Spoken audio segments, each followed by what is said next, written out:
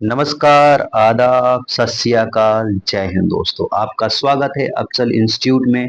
मैं आज लेके आया हूँ क्लास 11 बायोलॉजी का चैप्टर नंबर 12 जो है दोस्तों।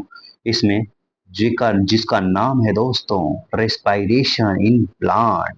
इसे हम वन शॉट में कवर करेंगे। लेकिन उससे पहले आप लोग से एक क्वेश्चन है, भैया बाबू लोग से एक क्वेश्चन है। क्या क्या प्लांट ब्रीथ करता है? ब्रीथ मतलब सांस लेता है। क्या पेड़ पौधे सांस लेते हैं दोस्तों? ये जरा सोचिएगा, तभी ये चैप्टर में हम आगे बढ़ पाएंगे। ठीक है, तो आप यहाँ पे देख रहे हैं थंबनेल पूरा लग चुका है। कौन से डे में कौन से नाइट में क्या क्या होता है देख रहे हैं। अगर डे होता है तो CO2 को एब्जॉर्ब करता है प्लांट और ऑक्सीजन को छोड़ता है। नाइट होता है तो क्या करता है? ऑक्सीजन को लेता है, CO2 को छोड़ता है। इसीलिए बोलते हैं पेड़ के नीचे रात में नहीं सोना चाहिए। ठीक है, चलिए इसी से अब हम लोग अपना बातचीत शुरू करते हैं। पहले अपना क्या करते हैं, फोटो को यहाँ सेट करेंगे और फिर पीछे क्यों हो रहा है, फिर इसके बाद आते हैं नेक्स्ट पेज पे, तो ताला तोड़ेंगे और इसे जूम कर लेंगे दोस्तों जादू से। ये देखिए जादू से जूम हो चुका है। चलिए इस चैप्टर के प्रारंभ करते हैं दोस्तों, शुरुआत करते हैं। इस चैप्टर का नाम हमने पहले बता दिया, रेस्पिरेशन इन प्लांट के बारे में हम पढ़ेंगे। ठीक है, अब इसमें क्या क्या पढ़ेंगे दोस्तों, बेसिकली आइए देख लेते हैं इसमें क्या क्या कवर होगा। पहले है डू प्लांट ब्रीथ, जो मैं पहले पूछ लिया हूँ, क्या प्लांट सांस लेते हैं? पेड़ पौधे सांस लेते हैं। दूसरा है ग्लाइकोलाइसिस के बारे में पढ़ेंगे। तीसरा फर्मेंटेशन। चौथा एरोबिक रेस्पिरेशन। पांचवा जो है दोस्तों रेस्पिरेटरी बैलेंस सीट। छठा, क्या रेस्पिरेशन एम्फीबॉलिक या कैटाबॉलिक या एनाबॉलिक प्रोसेस है, इसके बारे में पढ़ेंगे। और लास्ट में हम रेस्पिरेटरी क्वेश्चन के बारे में पढ़ेंगे, RQ की बारे में वैल्यू के बारे में पढ़ेंगे दोस्तों। ठीक है, तो घबराने का नहीं। तो आप रेस्पायरे ग्लाइकोलिसिस फर्मेंटेशन एरोबिक रेस्पिरेशन देख के पहले बहुत घबराते रहे होंगे, लेकिन अब हम ऐसे टॉपिक को मजबूत करा देंगे कि एकदम झन्नाटेदार हो जाएगा, झन्नाटेदार दोस्तों। चलिए बात अगर हो गई हो तो आइए हम अपने टॉपिक पे आते हैं और शुरू करते हैं आज का कार्यक्रम। चलिए ऑल बेसिकली मैं आपको ये बता दूं, जो इंपॉर्टेंट लाइन होगा मैं वहां पे क्या करूंगा, अंडरलाइन करूंगा और स्टार मार्क कर दूंगा। ठीक है दोस्तों, वही आपको लाइन एज इट इज याद करना पड़ेगा। वही इंपॉर्टेंट लाइन भी होता है, वहीं से ज्यादातर क्वेश्चन पूछा जाता है। फिलहाल आज अब तो ऐसा हो गया है कि स्टेटमेंट वाइज लाइन पूछता है, तो आपको वो लाइन पता होगा तभी तो स्टेटमेंट कर पाएंगे। तो 99.99% क्वेश्चन जो दोस्तों आता है, 99.99% जो आपका क्वेश्चन आता है नीट में, वो सिर्फ और सिर्फ एनसीईआरटी से ही आता है। ठीक है, 0.01% के लिए आप किसी भी मॉड्यूल या किसी भी प्रेफरेंस को पढ़ सकते हैं। लेकिन मॉड्यूल वगैरह से ये रहता है कि उसमें बहुत डिटेल में दिया है, एनसीईआरटी में थोड़ा शॉर्ट में करके दिया है, तो इसलिए शुरू में पहले मॉड्यूल पढ़ा जाता है। ठीक है, खैर लेकिन एनसीईआरटी पढ़ना मस्ट है दोस्तों, क्योंकि यही इसी का लाइन एग्जैक्टली उठ के क्वेश्चन पेपर बनाते हैं दोस्तों। चलिए शुरू करते हैं। क्या ऑल ऑफ अस ब्रीथ, हम सभी लोग क्या करते हैं दोस्तों, सांस लेते हैं।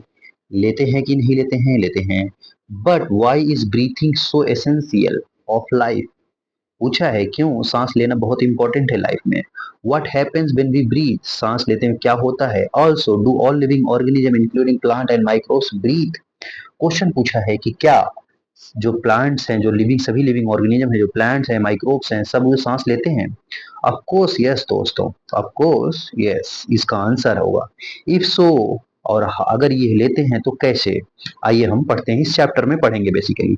All living organism needs energy for carrying out daily life activities. सभी लिविंग ऑर्गेनिज्म को दोस्तों एनर्जी चाहिए, अपनी जिंदगी को सरवाइव करने के लिए क्या चाहिए, एनर्जी चाहिए। ठीक है, डेली लाइफ एक्टिविटीज बीट्स, चाहे चाहे कि जैसे कि वो एब्जॉर्प्शन होता है या ट्रांसपोर्टेशन होता है, मूवमेंट होता है, रिप्रोडक्शन होता है, और इवन ब्रीथिंग के लिए भी। ठीक है, इन सब के लिए क्या चाहिए होता है, एनर्जी चाहिए होता है।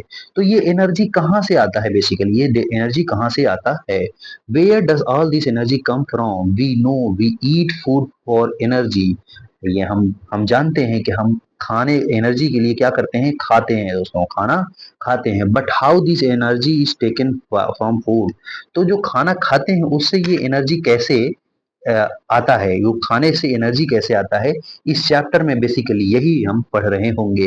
हाउ दिस एनर्जी यूटिलाइज, और ये जो एनर्जी आता है उसका यूज कैसे होता है, इस चैप्टर में हम ये डील कर रहे होंगे। Do all foods gives the same amount of energy, जैसे हम लोग दाल खाते हैं, चावल खाते हैं, रोटी खाते हैं, तो क्या जो ये दाल चावल रोटी जो खा रहे हैं हम जो आम जिंदगी में, तो वो क्या सेम अमाउंट में एनर्जी दे रहा है कि अलग अलग एनर्जी दे रहा है, इसके बारे में भी हम बात कर रहे होंगे इस चैप्टर में।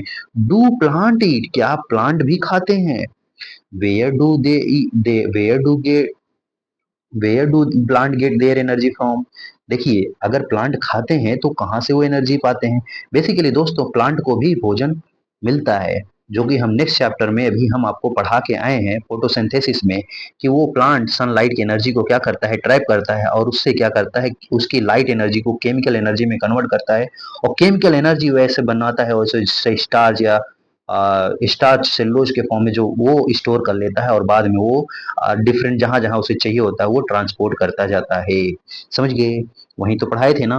And microbe organism for their energy requirement do they eat food, क्या माइक्रो ऑर्गेनिज्म भी खाना खाते हैं, जाहिर सी बात है सभी लिविंग ऑर्गेनिज्म खाना खाते हैं, इसी के लिए तो हल्ला हो रहा है, एक रहना खाना और आत्मसम्मान बचाना दोस्तों, यही तो है जिंदगी का मकसद।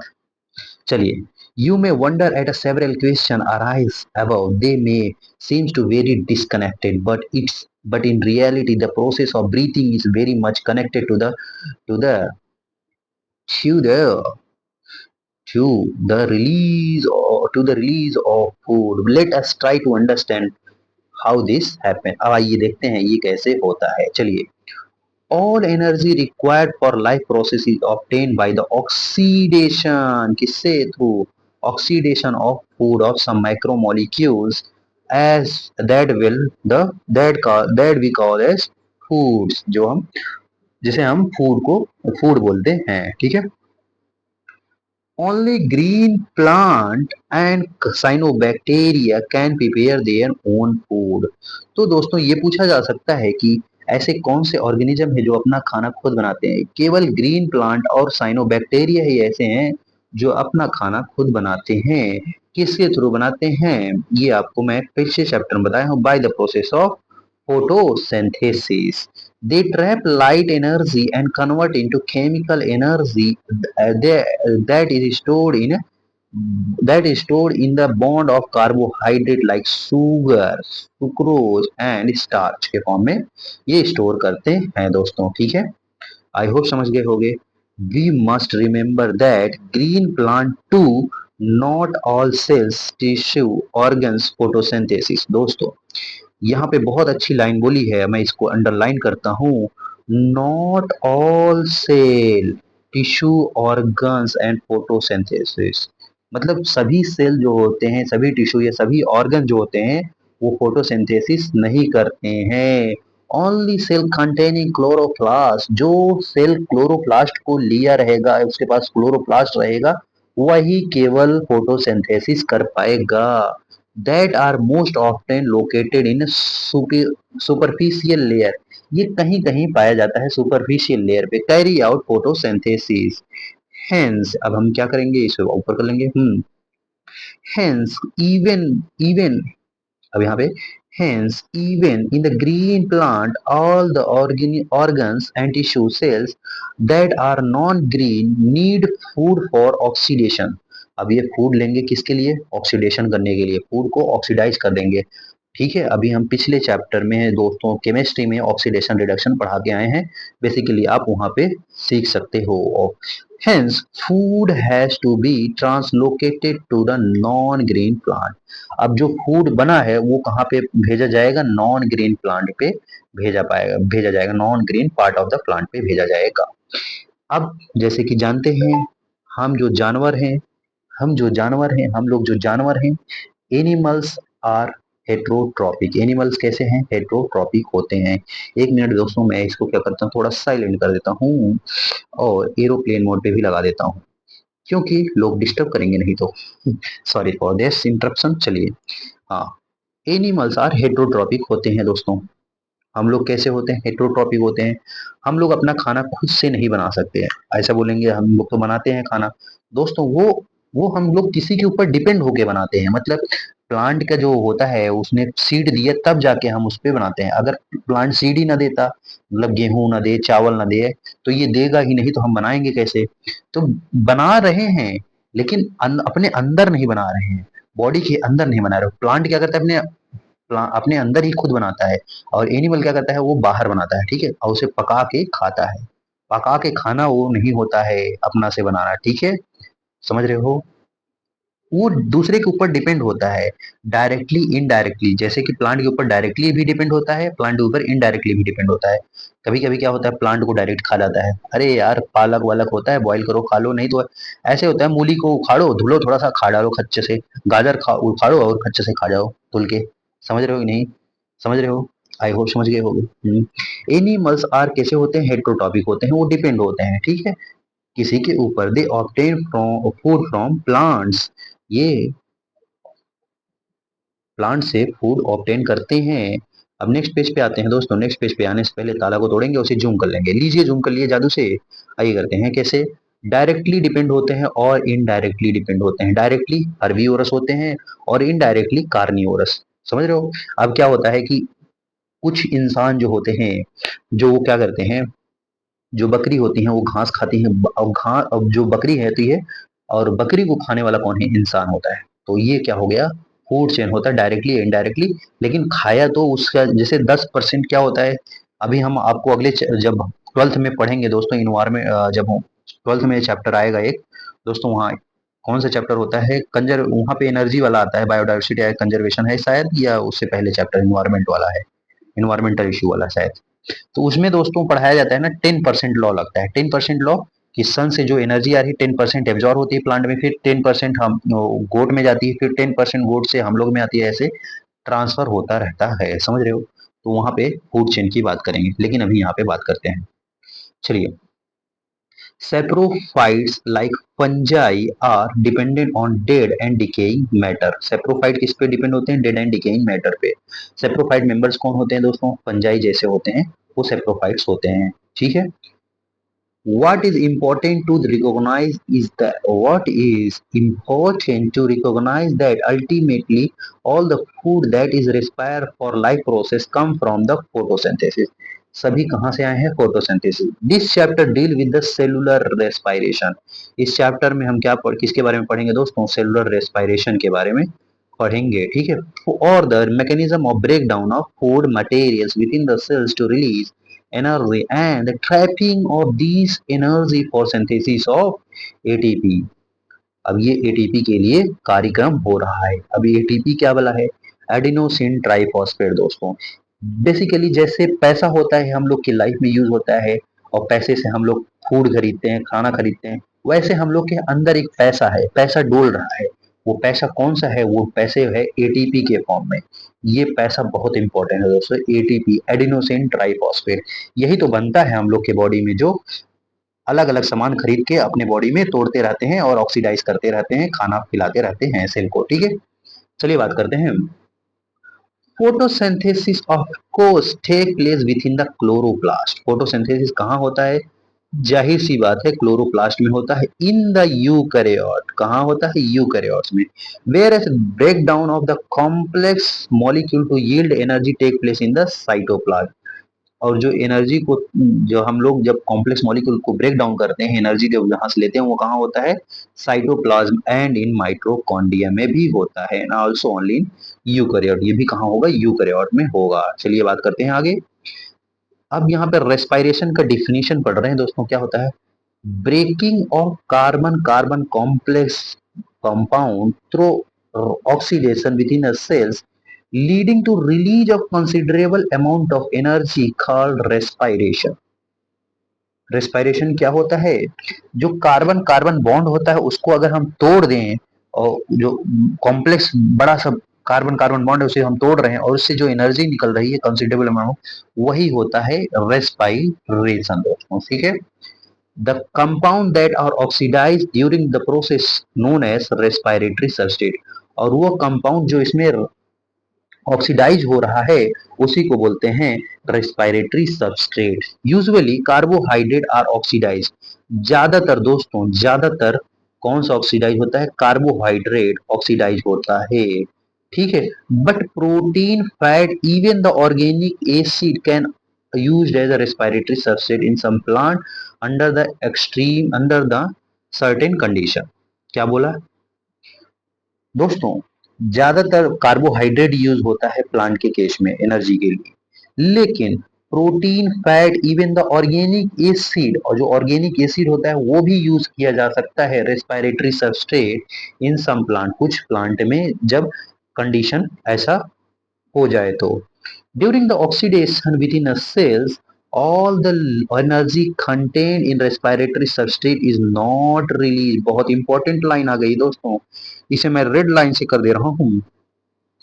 During the oxidation within cells all the energy contained in respiratory substrate is not released free into the cells। दोस्तों जब ऑक्सीडेशन करते हैं सभी जो ऑल एनर्जी कंटेन रेस्पिरेटरी और not release free into the cells, जो सारे energy हैं वो इकट्ठे नहीं रिलीज होते हैं, थोड़ा थोड़ा करके रिलीज होते हैं, और इन सिंगल स्टेप, वह एक ही स्टेप में नहीं होते हैं। It is release to a series of slow step wise reaction, I slow step wise control by the enzyme, और इसे कौन किससे कंट्रोल किया जाता है, एंजाइम से कंट्रोल किया जाता है दोस्तों, समझ गए।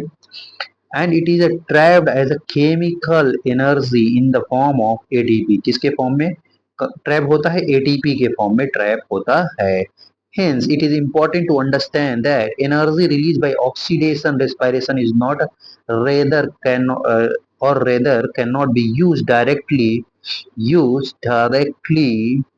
but it is used as a synthesis of ATP। वो डायरेक्टली एनर्जी के फॉर्म में डायरेक्टली नहीं यूज होता है, लेकिन उसे हम किस फॉर्म में यूज करते हैं, एटीपी सिंथेसाइज करके तब उस फॉर्म में यूज करते हैं दोस्तों basically.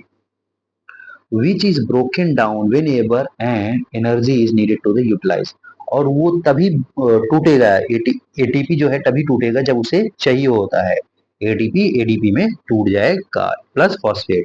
Hence ATP act as energy currency of the cells. ATP किसकी तरह काम करेगा, energy currency of the cells की तरह काम करेगा, सेल की करेंसी की तरह काम करेगा, पैसा की तरह काम करेगा। This energy trap in ATP is utilized in various energy requiring process of organism and the carbon skeleton during the carbon skeleton carbon is produced during the respiration is used as a precursors for biosynthetic of other molecules in the cells। I hope यहाँ तक clear हो गया होगा, कोई दिक्कत नहीं हुआ होगा। चलिए आगे बात करते हैं, गई बात आई जो मैं समझाने की कोशिश कर रहा हूं, समझ गए होंगे। चलिए आगे बात करते हैं। वही क्वेश्चन जो मैंने शुरू में पूछा था दोस्तों, क्या पेड़ पौधे सांस लेते हैं, क्या पेड़ पौधे सांस लेते हैं, जरा सोचिए, पेड़ पौधे सांस लेंगे ही, ठीक है। अभी एनसीईआरटी भी पूछ लिया है, क्या पेड़ पौधे सांस लेते हैं। Well the answer of to this question not quite so direct, इसे हम डायरेक्ट नहीं बता सकते, लेकिन हाँ yes, plant require oxygen for respiration to occur and they also give out CO2, और वो CO2 भी छोड़ते हैं। Hence, plant have system in place to ensure that availability of O2। Plant unlike animals have, देखिए plant unlike animals have no specialized organs for gaseous system but have stomata and lenticels for this purpose. ये important है दोस्तों, plant के पास ऐसा कौन सा structure है इसके लिए, स्टोमेटा है एंड लेंटिसेल्स है। यहाँ पे स्टार मार्क लगा दे रहा हूँ, ये कई बार क्वेश्चन पूछा गया है कि प्लांट के बारे ऐसा कौन सा स्ट्रक्चर है जिससे वो गैसेस एक्सचेंज करते हैं। स्टोमेटा है जो लीफ में पाया जाता है, लेंटिसेल जो उसके स्टेम में पाया जाता है दोस्तों, ठीक है। क्या बोला है दोस्तों यहाँ पे, ये लाइन बहुत इंपॉर्टेंट है कि प्लांट जो होता है उसके पास ऐसा कोई, जैसे हम इंसानों के पास लंग्स होता है सांस लेने के लिए, उनके पास ऐसा लंग्स नहीं होता है, उनके पास बस छोड़ने के लिए स्टोमेटा और लेंटिसेल्स होता है, समझ गए। There are there are several reason why plant can get along without respiratory organ. ऐसे बहुत से कारण हैं जिसकी वजह से प्लांट उसके पास प्रॉपर रेस्पिरेटरी ऑर्गन नहीं है। क्या क्या वो कारण है, आइए बात करते हैं। पहला, each plant part take care of its own gaseous exchange needs. दोस्तों, प्लांट के हर एक सेल जो होते हैं वो अपना गैसियस एक्सचेंज खुद कर सकते हैं, लेकिन हम में ऐसा नहीं है दोस्तों। वो हम में ऐसा नहीं है, उसको ट्रांसपोर्ट कराया जाता है गैसेस एक्सचेंज करने के लिए। ठीक है, जब हम अपना ब्रीथिंग एंड गैसेस एक्सचेंज पढ़ेंगे तब आपको हम बताएंगे। प्लांट के केस में क्या है, वो उसके पास कोई ऐसा वो प्लांट के पास क्या है, हर एक सेल जो होता है उसका अपना गैसेस एक्सचेंज कर सकता है, लेकिन ह्यूमन बींग्स ऐसा नहीं कर सकते हैं। There are very little transport of gases from the one plant to the other part. अब यहाँ पे जो बहुत छोटे अमाउंट में गैसेस का ट्रांसपोर्ट होता है, ठीक है। दूसरा रीजन क्या है, plant do not present a great demand of gases. जैसे एनिमल दोस्तों, हर 12 एनिमल जो है रिस्पायर करता है 12 से 16 पर मिनट हो दोस्तों।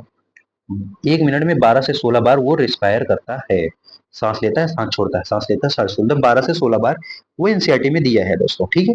लेकिन लेकिन प्लांट के पास ऐसा कोई ग्रेट डिमांड नहीं होता है ज्यादा गैस एक्सचेंज करने के लिए। Root stem and leaves respire at a rate far lower than the animal do. जो रूट होते हैं, स्टेम होते हैं, जो लीव्स होते हैं, वो बहुत कम ही रिस्पायर करते हैं जैसे एनिमल करते हैं। Only during photosynthesis a large volume of gaseous exchange. जब फोटोसिंथेसिस होता है दोस्तों, जब खाना बनता है, तभी गैसियस एक्सचेंज का ज्यादा डिमांड होता है। Each leaf is well adapted to care of its own. हर एक पत्ती जो होता है अपना ध्यान खुद रख सकती है गैसियस एक्सचेंज करने के मामले में। During this period, when cell photosynthesize, availability of O2 is not a problem in these cells। जब ये फोटोसिंथेसिस करता है तो वहां पे ऑक्सीजन की कमी नहीं होता है, जैसे आपको पता है। Since O2 is release within the cells, क्योंकि वहां से O2 रिलीज होता है। और थर्ड रीजन क्या है, थर्ड रीजन लास्ट रीजन क्या है, आइए नेक्स्ट पेज में देखते हैं। यहाँ आते हैं दोस्तों, क्या करेंगे, ताला को तोड़ेंगे और इसे जूम कर लेंगे। लीजिए जूम कर लिया जादू से। हाँ, the distance that the distance that gases must be diffuses even in a large and bulky plant is not a great। हाँ दोस्तों, जैसे हम लोग को गैसेस एक्सचेंज कराना होता है, अगर मान लीजिए पैर को चाहिए होता है ऑक्सीजन, तो यहाँ से जाएगा लंग्स में पहले, फिर ब्लड के थ्रू होते हुए पैर के पास आ जाएगा, फिर वहां से CO2 निकल के फिर वेन से होते हुए हमारे हार्ट में आएगा, फिर हार्ट से कहाँ जाएगा, लंग्स में। वो ट्रांसपोर्ट होगा ब्लड के थ्रू, फिर इसके बाद वो निकल जाएगा।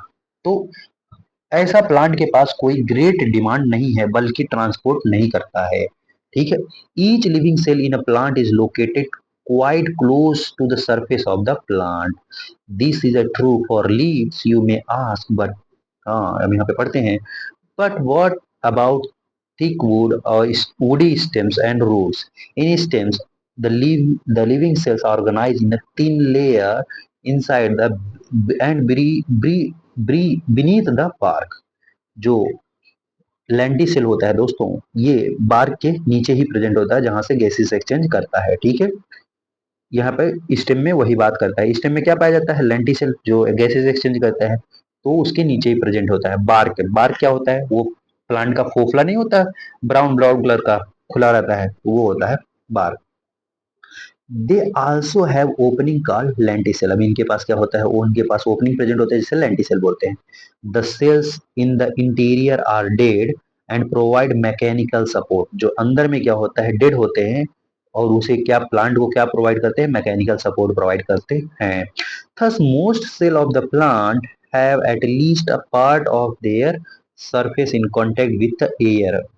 तो इसके प्लांट के ज्यादा सरफेस जो होते हैं, प्लांट के ज्यादा सेल जो होते हैं, वो सरफेस पे कांटेक्ट में रहते हैं, सरफेस के जो सराउंडिंग एटमॉस्फेयर है उसके कांटेक्ट में रहते हैं। This is also facilitated by loose packaging of parenchyma in the leaves. और loose packaging of parenchyma leaves जो होते हैं वहां पे एनाटॉमी में पढ़ के आए हैं, stem and root which provide the interconnected network air space. अब वहां पे क्या होता है, लूज पैकेजिंग ऐसे गोला गोला गोला गोला रहेगा तो यहाँ पे एक स्पेस बन जा रहा है, तो ये स्पेस जो होता है वहां से भी सांस ले सकते हैं। The complete combustions of glucose which produce carbon dioxide and water as a end product. जब दोस्तों ये ग्लूकोज है C6H12O6 और इसको जब कंप्लीट कंबसन कराएंगे तो क्या देगा, 6 CO2 6 वाटर प्लस एनर्जी देगा। Yield energy most of the given as a heat, जो कि हीट के फॉर्म में देता है। आइए बात करते हैं इस एनर्जी का कैसे यूज करते हैं। If this energy is to be useful to the cells it should be able to utilise in the synthesise other molecule that can cell repair. दोस्तों ये जो एनर्जी रिलीज हुआ है, अगर सेल को चाहिए वो एनर्जी तो वो ले लेगा, अगर नहीं चाहिए तो ट्रांसपोर्ट कर देगा और दूसरे फॉर्म में यूज करेगा, जैसे कि सेल रिपेयर में। ठीक है, the strategy that the plant cell use is to catabolic the glucose molecule in such a way that not all the liberated energy goes as a heat। तो जो glucose जब टूटेगा, CO2 कंप्लीट कंबसन करेगा CO2 और water में, तो सभी energy as a heat form में नहीं जाएगा। The key is the to oxidise glucose in not a one step. Glucose को ऑक्सीडाइज करने का एक स्टेप नहीं होता है दोस्तों, ठीक है, but several small steps enabling sometimes to be just large enough such that energy release can be coupled synthesis, couple to भी ATP सिंथेसिस। क्या बोल रहा है दोस्तों, जो ग्लूकोज का ऑक्सीडेशन होता है वो सिंगल स्टेप में नहीं होता है, बहुत सारे छोटे छोटे स्टेप में होते हैं, जो कि अभी हम पढ़ेंगे। मैक्सिमम 10 स्टेप में होते हैं दोस्तों, ठीक है। How this done in the essential to the story of respiration. ये कैसा होता है, यही होता है, ये अभी हम पढ़ेंगे, मजा आएगा। यही है रेस्पिरेशन की बातें। आइए आगे बात करते हैं। During the process of respiration, oxygen is utilized and carbon dioxide, water and energy is released as a product। क्या क्या बोला, जब हम रेस्पिरेशन करेंगे तो ऑक्सीजन को यूटिलाइज करेंगे, carbon dioxide water and energy को निकालेंगे एज अ प्रोडक्ट के फॉर्म में, समझ गए। The combustion reaction require oxygen, combustion के लिए ऑक्सीजन चाहिए होता है, जाहिर सी बात है, but some cells live where oxygen may or may not be available। दोस्तों कुछ सेल ऐसे हैं जो कि जहां पे ऑक्सीजन प्रेजेंट भी है, ऑक्सीजन एब्सेंट भी होते हैं। Can you think of a such situation where oxygen is not available. ऐसा आप सिचुएशन बता सकते हैं जहां पे ऑक्सीजन ना अवेलेबल हो। जाहिर सी बात है, ऐसे बहुत जगह हैं जहां से ऑक्सीजन नहीं अवेलेबल होते हैं दोस्तों। There are sufficient reason to believe that the first cells of this planet believed to the atmosphere that lacked oxygen। क्या बोल रहा है दोस्तों, क्या बोल रहा है, ये इंपॉर्टेंट है। जो ये बोल रहा है कि जो यहाँ पे ये माना जा रहा है कि जब इवोल्यूशन हुआ होगा तो पहले ऑक्सीजन था नहीं, तो जो पहला सेल रहा होगा, जो पहला सेल रहा होगा यहाँ पे, वो इन द एब्सेंस ऑफ ऑक्सीजन में रहा होगा, ठीक है। तो वो क्या बोलते हैं, एनारोबिक रेस्पिरेशन वहां कर रहा होगा। जब देखिए, एक होता है एरोबिक रेस्पिरेशन जब ऑक्सीजन के प्रेजेंस में सांस ले रहा है, एक होता है एनारोबिक रेस्पिरेशन जब ऑक्सीजन के एब्सेंट में सांस ले रहा है, और एक होता है दोस्तों facultative aerobe, facultative anaerobe. Facultative aerobe क्या होता है, जो कि रहता है इन द एब्सेंस ऑफ ऑक्सीजन में, मतलब ऑक्सीजन जब नहीं रहता तब रह लेता है, सरवाइव कर जाता है, लेकिन अगर ऑक्सीजन दे दोगे उसमें भी सरवाइव कर जाएगा, उसे बोलते हैं फैकल्टेटिव एनारोब। और एक होता है फैकल्टेटिव एरोब, एक होता है फैकल्टेटिव एनारोब दोस्तों। फैकल्टेटिव एनारोब क्या होता है दोस्तों, वो रहते तो हैं ऑक्सीजन के प्रेजेंस में, रहते हैं ऑक्सीजन के प्रेजेंस में, लेकिन ऑक्सीजन जब हटा दोगे, ऑक्सीजन वहां पे नहीं रहेगा, तब भी वो ऐसे ऑर्गेनिज्म वहां पे सरवाइव कर जाते हैं। तो होते हैं ऐसा, ऐसे ऑर्गेनिज्म का नाम है फैकल्टेटिव एनारोब। अब फैकल्टेटिव एनारोब जो होते हैं यहाँ पे दिया है, इसलिए मैं आपको बता रहा हूँ। Even amongst the present day of organism we of the several adopted for anaerobic conditions। ऐसे बहुत सारे ऑर्गेनिज्म है जो एनारोबिक कंडीशन के लिए यहाँ पे रहते हैं। एनारोबिक कंडीशन क्या होता है दोस्तों, in the absence of oxygen में रेस्पिरेशन कर रहा है तो वहां पे anaerobic condition. Some of these are facultative aerobes. Facultative aerobe में क्या बताया, ऐसे ऑर्गेनिज्म जो ऑक्सीजन के प्रेजेंस में रहते हैं लेकिन ऑक्सीजन जब खत्म हो जाए उसमें भी सरवाइव कर सकते हैं, ऐसे ऑर्गेनिज्म बोलते हैं फैकल्टेटिव एनारोब।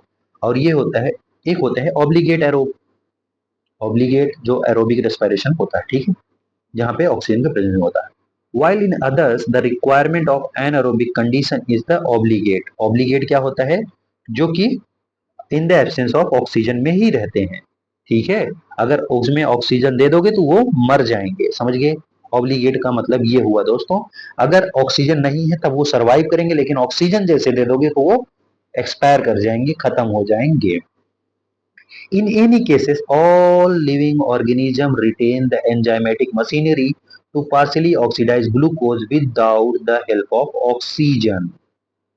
क्या बोला, इन sorry, all living organism retains the enzymatic machinery to partial, glucose का ऑक्सीडेशन कैसा होता है, पार्शियल ऑक्सीडेशन होता है, partial oxidize glucose without help of oxygen, यहाँ पे ऑक्सीजन का हेल्प नहीं चाहिए होता है, तो ये कैसा रेस्पिरेशन हो जाएगा, एनारोबिक रेस्पिरेशन हो जाएगा। This breakdown of glucose to the pyruvic acid is called glycolysis.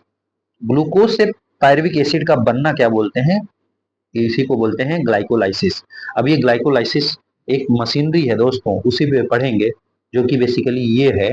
अब इसको पढ़ने से पहले आइए हम पहले ये पढ़ लेते हैं, क्योंकि इसमें डिटेल में दिया गया है दोस्तों। चलिए आते हैं, इसमें क्या करेंगे, इसको थोड़ा सा और इसे जूम कर लेते हैं जिससे आप लोग को दिखे।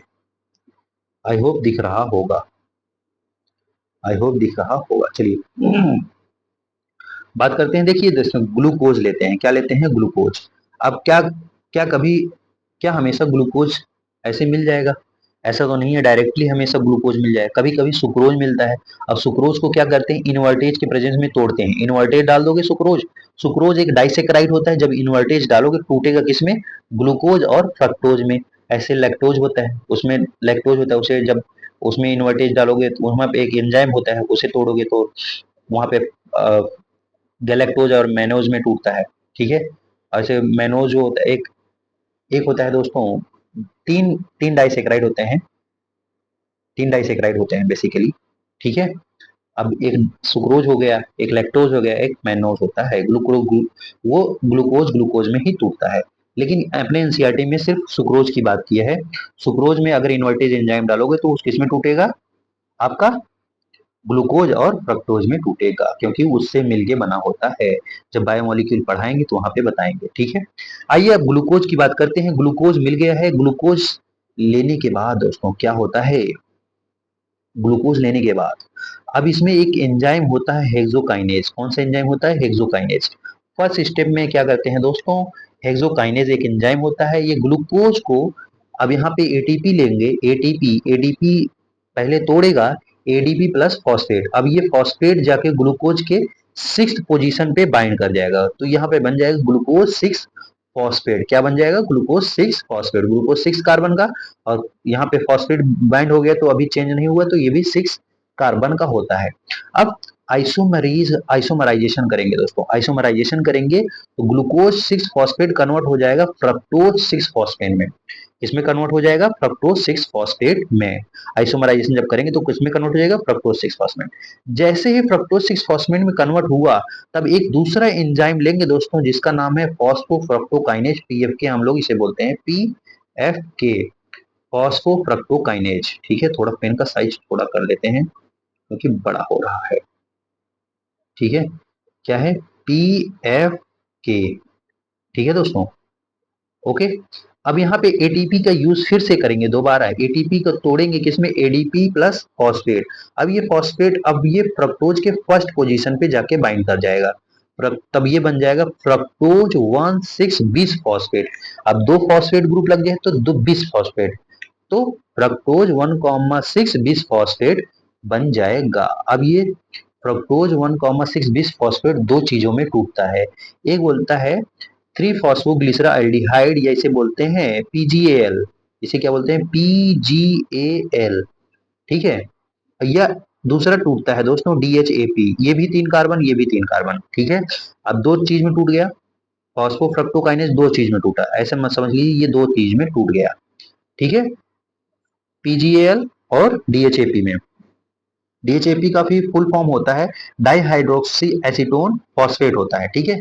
आपको इतना नहीं याद रखना, बस ये दो चीज में टूटा है। और ये पीजीएल थ्री, यहाँ पे फॉस्फोग्लिसराल्डिहाइड जिसे बोलते हैं दोस्तों। अब इसी को या ग्लिसराल्डिहाइड 3 फॉस्फेट बोल सकते हो, ठीक है। 3 कार्बन का ये, 3 कार्बन की ये, दोनों मिलके क्या बनाते हैं 6 कार्बन के, जो कि फ्रक्टोज 6 फॉस्फेट 6 कार्बन का था, ठीक है।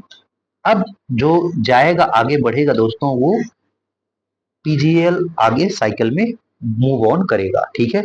अब ये दो मॉलिक्यूल का लेंगे, दो मॉलिक्यूल की बात करेंगे। अब यहाँ पे क्या होगा, डिहाइड्रोजिनेशन। अब इसमें डिहाइड्रोजिनेशन होगा। अब यहाँ पे क्या होगा, टू एनएडी जब मिलेगा और यहाँ पे जब डिहाइड्रोजनेशन होगा तो ये 2 NADH+H 2H+ बन जाएगा। यहाँ पे देखिए 4H+ प्लस 2 NADH क्या बनेगा, 2 NADH+2H+ बन जाएगा। डिहाइड्रोजिनेशन हो रहा है। अब यहाँ पे जब डिहाइड्रोजिनेशन हो रहा है तो इससे क्या बन जाएगा, 1,3 बिस फॉस्फोग्लिसरिक एसिड, 1,3 बिस फॉस्फोग्लिसरिक एसिड, या इसे हम बोलते हैं बीपीजीए। क्या बोलते हैं, बीपीजीए। यहाँ पे पीजीए, यहाँ पे बीपीजीए बन जाता है, ठीक है। अब बीपीजीए में क्या होता है दोस्तों, तो एडीपी प्लस फॉस्फेट मिलके एटीपी का फॉर्मेशन करते हैं। क्या बनते हैं, एटीपी का फॉर्मेशन। एसएलपी यही है, सबस्ट्रेट लेवल फॉस्फोराइलेशन, यही है सबस्ट्रेट लेवल फॉस्फोराइलेशन, एसएलपी हम लोग इसे बोलते हैं। एटीपी का फॉर्मेशन जहां हो रहा है वो क्या है, सबस्ट्रेट लेवल फॉस्फोराइलेशन। और कौन से एंजाइम है दोस्तों, फॉस्फोग्लिसरेट काइनेज, फॉस्फोग्लिसरेट काइनेज। ये एंजाइम नहीं याद करना है, जो एंजाइम याद करना है पीएफके वाला याद करना है और एक्सोकाइनेज वाला याद करना है, ठीक है। समझ गए, समझ गए कि नहीं। अब आते हैं ये, अब यहाँ पे जब बीपीजीए बन गया है, बीपीजीए जब एटीपी से एटीपी का फॉर्मेशन करता है तो आगे जो बनाता है दोस्तों, क्या बनाएगा, फॉस्फोग्लिसरिक एसिड, क्या बनाएगा, पीजीए। अब बीपीजीए से क्या बन जाएगा, पीजीए, क्या बन जाएगा, पीजीए। एक मिनट दोस्तों, यहाँ पे बन जाएगा पीजीए का फॉर्मेशन हो गया। फॉस्फोग्लिसरिक एसिड, पीजीए आप रिलेट कर पा रहे हो गए। अब फॉस्फोग्लिसरिक एसिड से जब म्यूटेज कराया जाएगा, म्यूटेज कराया जाएगा तो बनेगा पेप। क्या बन जाएगा, पेप। अभी नहीं, अभी ये नहीं बनेगा तो एक मिनट, अभी ये बन जाएगा 2 फॉस्फोफिनॉल ग्लिसरिक एसिड। अब यहाँ पे 3 फॉस्फोग्लिसरिक, यहाँ पे 3 फॉस्फोग्लिसरिक एसिड बना था, अब यहाँ पे बन जाएगा 2 फॉस्फोग्लिसरिक एसिड। लेकिन और इनॉल करेंगे, अब इसमें क्या करेंगे, इनॉल डालेंगे तो 2 हाइड्रोजन यहाँ से निकल जाएगा। 2 हाइड्रोजन जब निकल जाएगा तो क्या बनेंगे, इसे डिहाइड्रोजिनेशन, डिहाइड्रोजिनेज करेंगे हैं, डिहाइड्रोजनेशन करेंगे। यहाँ पे वाटर किस स्टेप में निकल रहा है, 8 स्टेप में निकल रहा है, 8वें स्टेप से निकल रहा है, ये आपको पता होना चाहिए। यहाँ ये 8वां स्टेप है। फिर यहाँ पे बनेगा 2 फॉस्फोफिनॉल पायरुविक एसिड, जिसे बोलते हैं पेप। क्या बोलते हैं, पेप बोलते हैं दोस्तों। अब ये पेप वाला बन गया 2 फॉस्फोफिनॉल पायरुविक एसिड। अब यहाँ से फिर यहाँ पे दो फॉस्फेट लेके एडीपी के साथ बाइंड करके क्या बनाएगा, एटीपी। और यहाँ पे एक एंजाइम आता है दोस्तों, पायरुविक एसिड काइनेज, मैग्नीशियम और पोटेशियम आयन लिए रहता है, जो बनाता है ग्लूकोज से डायरेक्ट बन जाएगा यहाँ पे क्या, पेप से यहाँ पे क्या बन जाएगा, पायरुविक एसिड बन जाएगा। 2 मॉलिक्यूल का पायरुविक एसिड बन जाएगा। आई होप यहाँ तक क्लियर हो गया होगा, कोई दिक्कत वाली बात नहीं होगी। अब यहाँ तक कोई दिक्कत नहीं होगी। अब यहाँ पे क्या किया दोस्तों, आइए देखते हैं। यहाँ पे अब क्या किए हैं हम लोग, आइए पढ़ते हैं। ये देखिए, ग्लूकोज ये लिया है 4 ATP प्लस 2 फॉस्फेट लेके 2 NADP प्लस ATP का लिए है एंजाइम इन साइटोसोल। कहाँ हो रहा है साइटोसोल, साइटोप्लाज्म में हो रहा है। ये साइटोप्लाज्म, ये ग्लाइकोलाइसिस कहाँ चलता है दोस्तों, सेल के साइटोप्लाज्म में चलता है, साइटोसोल में, ठीक है। तो क्या बनाता है, 2 मॉलिक्यूल ऑफ पायरुविक एसिड और 4 ATP, 2 NADPH और 2 ADP बनता है। और पायरुविक एसिड का फॉर्मूला है C3H4O3 होता है। समझ गए, आई होप समझ गए होंगे। चलिए अब आइए हम लोग अपना ये पढ़ लेते हैं, लेकिन इसमें हम नंबरिंग कर देते हैं, कौन कौन स्टेप जो होते हैं इंपॉर्टेंट है दोस्तों। यहाँ पे दोस्तों एक चीज मैं यहाँ पे लिखना चाहता हूँ, 1, 3 और 10 जो होते हैं वो इरिवर्सिबल प्रोसेस होते हैं। कैसे होते हैं, इरिवर्सिबल होते हैं, इरिवर्सिबल होता है। बाकी सब रिवर्सिबल होता है, ठीक है, वो चेंज हो सकते हैं। लेकिन 1, 3 और 10 जो होते हैं वो इरिवर्सिबल होते हैं, ठीक है। दूसरा चीज और हम बनाना चाहेंगे, यहाँ पे एक ग्लूकोज, एक एक यहाँ लिखते हैं C6H12O6 से क्या बनता है दोस्तों, ये बनता है 2 मॉलिक्यूल ऑफ पायरविक एसिड बनता है। ठीक है, ये 3 कार्बन का होता है, ये 6 कार्बन का होता है। समझ गए कि नहीं? आई होप समझ गए होगे। और इसकी क्या होता है दोस्तों, कितना एटीपी, क्या ये एनएडीपी है, टोटल 6 एटीपी का यूज होता है, मतलब टोटल 6 एटीपी का बनता और वो बनता है और यूज भी होता है, प्लस 2 NADPH भी बनता है, 2 NADH होता है, 2 NADH होता है। फॉस्फेट यहाँ पे नहीं है, NADPH नहीं होगा, NADH होगा। ठीक है, फॉस्फेट नहीं होगा। ठीक है, याद रखिएगा, वहां पे NADPH था फोटोसिंथेसिस में, लेकिन यहाँ पे NADH है दोस्तों। समझ गए? मैं गलती से नहीं लिख रहा हूँ, ये सही लिख रहा हूँ, नहीं तो बोलने लगो। और इसमें दोस्तों 2 एटीपी यूज भी हुए हैं, 2 एटीपी यूज भी हुए हैं, तो नेट एटीपी कितना हुआ, जो नेट एटीपी आएगा 4 नेट एटीपी, यहाँ पे 4 एटीपी होगा, और 2 NADPH होगा, प्लस 2 NADH होगा, सॉरी NADH होगा, 4 NADH होगा। आइए अब बात करते हैं, आइए अब एनसीईआरटी की लाइन पढ़ेंगे, तो अब हमको समझ में आएगी सारी पॉइंटें। ठीक है, एक मिनट। हाँ, यहाँ पे आया।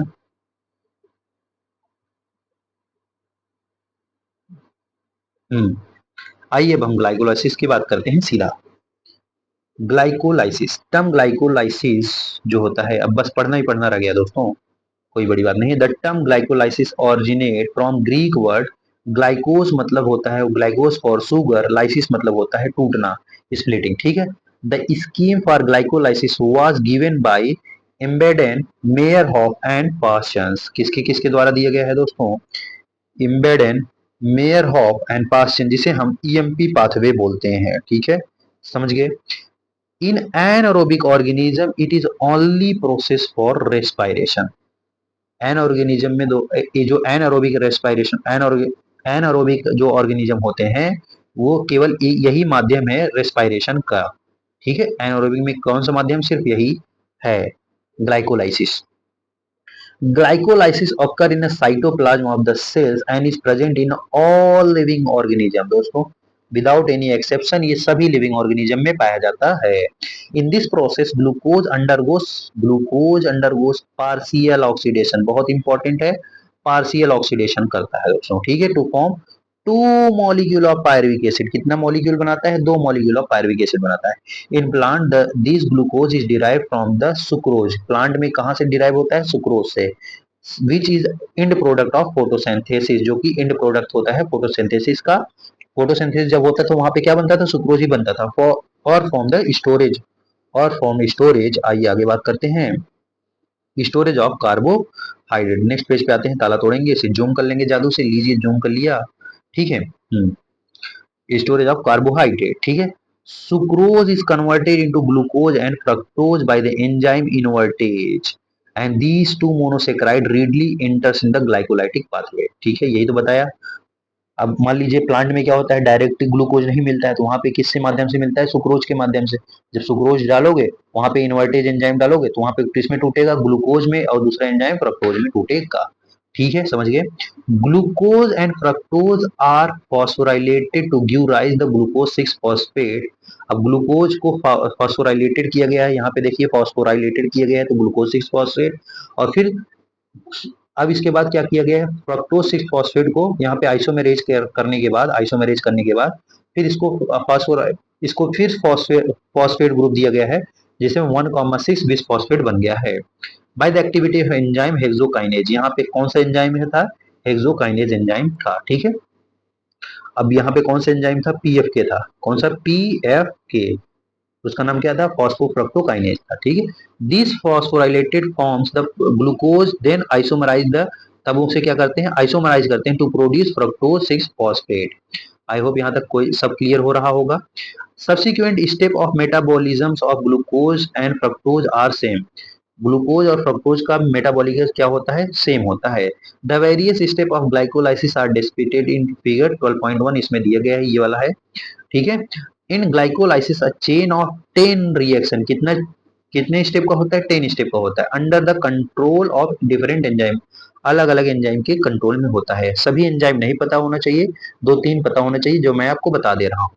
Take place to the produce pyruvate from glucose, अब कहाँ होता है, pyruvate to from glucose, glucose से क्या बनाता है, पायरुवेट बनाता है। while studying step of glycolysis please note that the step at which utilization of ATP और synthesis of ATP and NADPH take place, आपको ये ध्यान देना पड़ेगा कहाँ पर एटीपी का यूटिलाइज हो रहा है और कहाँ पे एटीपी का यूज फॉर्मेशन और सिंथेसिस हो रहा है। एटीपी का जब फॉर्मेशन होता है, एटीपी का जब फॉर्मेशन होता है वहाँ पे सबस्ट्रेट लेवल फॉस्फोराइलेशन होता है, एटीपी का जब सिंथेसाइज होता है, एटीपी का जहाँ यूज होता है वहाँ पे यूज ही होता है, और एक होता है एनएडीपीएच के फॉर्म जो इनडायरेक्टली एटीपी देता है। एटीपी इज, अब आगे बात करते हैं, ATP is utilise in two step, दो स्टेप में एटीपी यूटिलाइज हुआ था, पहले और तीसरे स्टेप में। मैं आपको दिखा देता हूँ, यहाँ पे देखिए ये पहला स्टेप है, ये दूसरा है, ये तीसरा स्टेप है। पहले और तीसरे स्टेप में एटीपी का यूटिलाइजेशन होता है दोस्तों, ठीक है। The first in the conversion of glucose 6 phosphate, glucose से ग्लूकोज 6 फॉस्फेट में जब कन्वर्ट करें तब। And second the conversion of fructose 6 phosphate to fructose 1,6 bis phosphate में, तो वहां पे एटीपी का यूटिलाइज हुआ था, आपको पता होना चाहिए। ये तो बता दिया। Fructose 1, fructose 1,6 bis phosphate is split, अब ये फ्रक्टोज 1,6 बिस फॉस्फेट जो होता है स्प्लिट हो जाता है, टूट जाता है into dihydroxy acetone phosphate and 3 phosphoglyceric aldehyde जिसे पीजीएल बोलते हैं दोस्तों, जो एनसीईआरटी में दिया है पीजीएल, ठीक है। और डीएचएपी में टूटता है, जैसे मैं आपको ये दिखा दे रहा हूँ, ये है डीएचएपी डाईहाइड्रोक्सी एसीटोन फॉस्फेट, ये है पीजीएल, ये है पीजीएल, ठीक है। और ये होता है बीपीजी, बीपीजीए, और ये होता है पीजीए ट्राइफॉस्फेट एसिड, ये फॉस्फोग्लिसरिक एसिड, ये सॉरी, ये होता है पीजीए। आगे जाके पेप बन जाता है, यहाँ पे हम बना देते हैं पेप, क्या, पेप बन गया है। चलिए आगे बात करते हैं। We find that there is one step where NADH plus H plus is formed from NAD plus.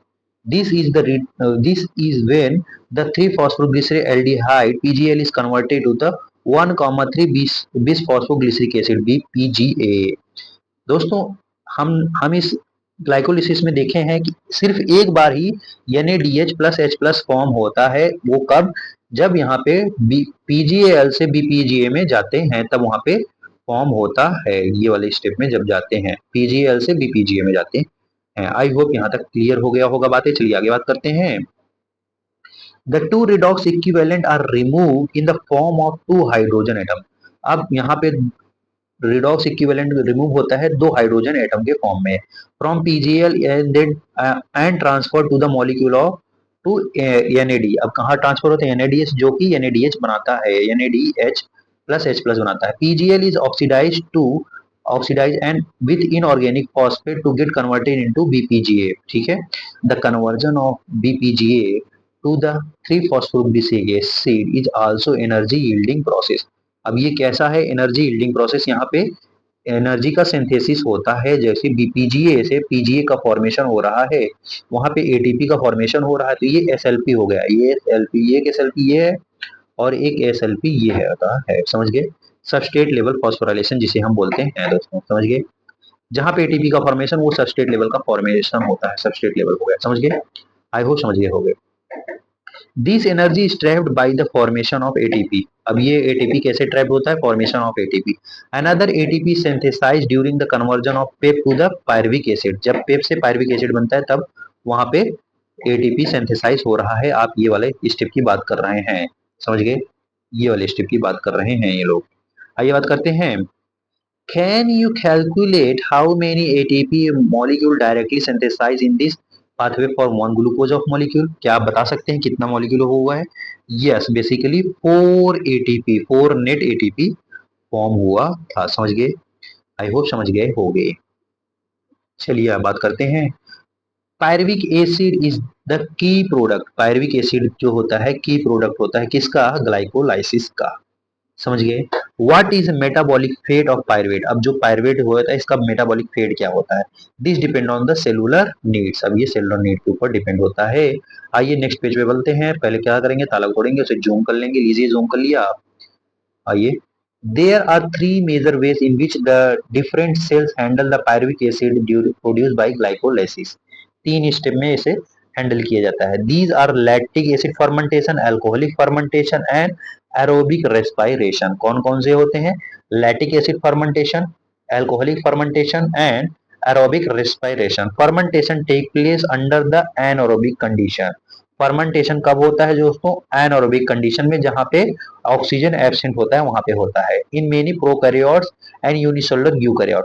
बहुत सारे प्रोकैरियोट्स और यूनिसेलुलर यूकैरियोट जैसे कि प्रोटिस्टा की बात कर रहा है। For the complete oxidation of glucose, CO2 and water to CO2 and water, however, organism adapted to Krebs cycle, which is also called as aerobic respiration। जो कि जो यूकैरियोटिक ऑर्गेनिज्म होता है वहां पे क्रेब साइकिल चलता है दोस्तों, जो कि एरोबिक रेस्पिरेशन होता है। This require supply of oxygen. वहां पे ऑक्सीजन की सप्लाई होनी चाहिए एरोबिक रेस्पिरेशन में। खैर, एरोबिक रेस्पिरेशन की बात आगे करते हैं। पहले हम बात करेंगे फर्मेंटेशन की। किसकी बात करेंगे? फर्मेंटेशन की। आइए बात करते हैं फर्मेंटेशन की दोस्तों। In fermentation says bye east. किसके द्वारा होता है? ईस्ट के द्वारा होता है। इनकम्प्लीट ऑक्सीडेशन होता है of glucose achieved under the anaerobic condition by the set of reaction where pyruvic acid is converted to the CO2 and ethanol. बहुत इंपॉर्टेंट है दोस्तों। अब इसमें क्या होता है फर्मेंटेशन में दोस्तों? पायरुविक एसिड कन्वर्ट होता है किसमें? पायरुविक एसिड कन्वर्ट होता है इथेनॉल एंड CO2 में। आइए पहले मैकेनिज्म की बात कर लेते हैं, तब बात करते हैं। जैसे देखिए, अब पहले ग्लूकोज था, ग्लूकोज से हम लोग ने बनाया था ग्लिसरॉल्डिहाइड, ग्लिसरॉल्डिहाइड से 3 फॉस्फो यहाँ पे यूज करके NAD प्लस NAD से यहाँ पे हाइड्रोजन का यूज करते हैं तो आप क्या बनता है? NADH plus H plus. और 3 फॉस्फोग्लिसिक एसिड PGA से बनता है फॉस्फोफिनल पायरुवेट। फॉस्फोफिनल पायरुवेट से बनता है पायरुविक एसिड। ये बन गया ग्लाइकोलाइसिस। की पायरुविक एसिड का यूटिलाइजेशन होगा दोस्तों। अगर यहाँ पे एंजाइम लैक्टेट डिहाइड्रोजिनेज लग रहा है, कौन सा एंजाइम है? लैक्टेट डिहाइड्रोजिनेज ही ना।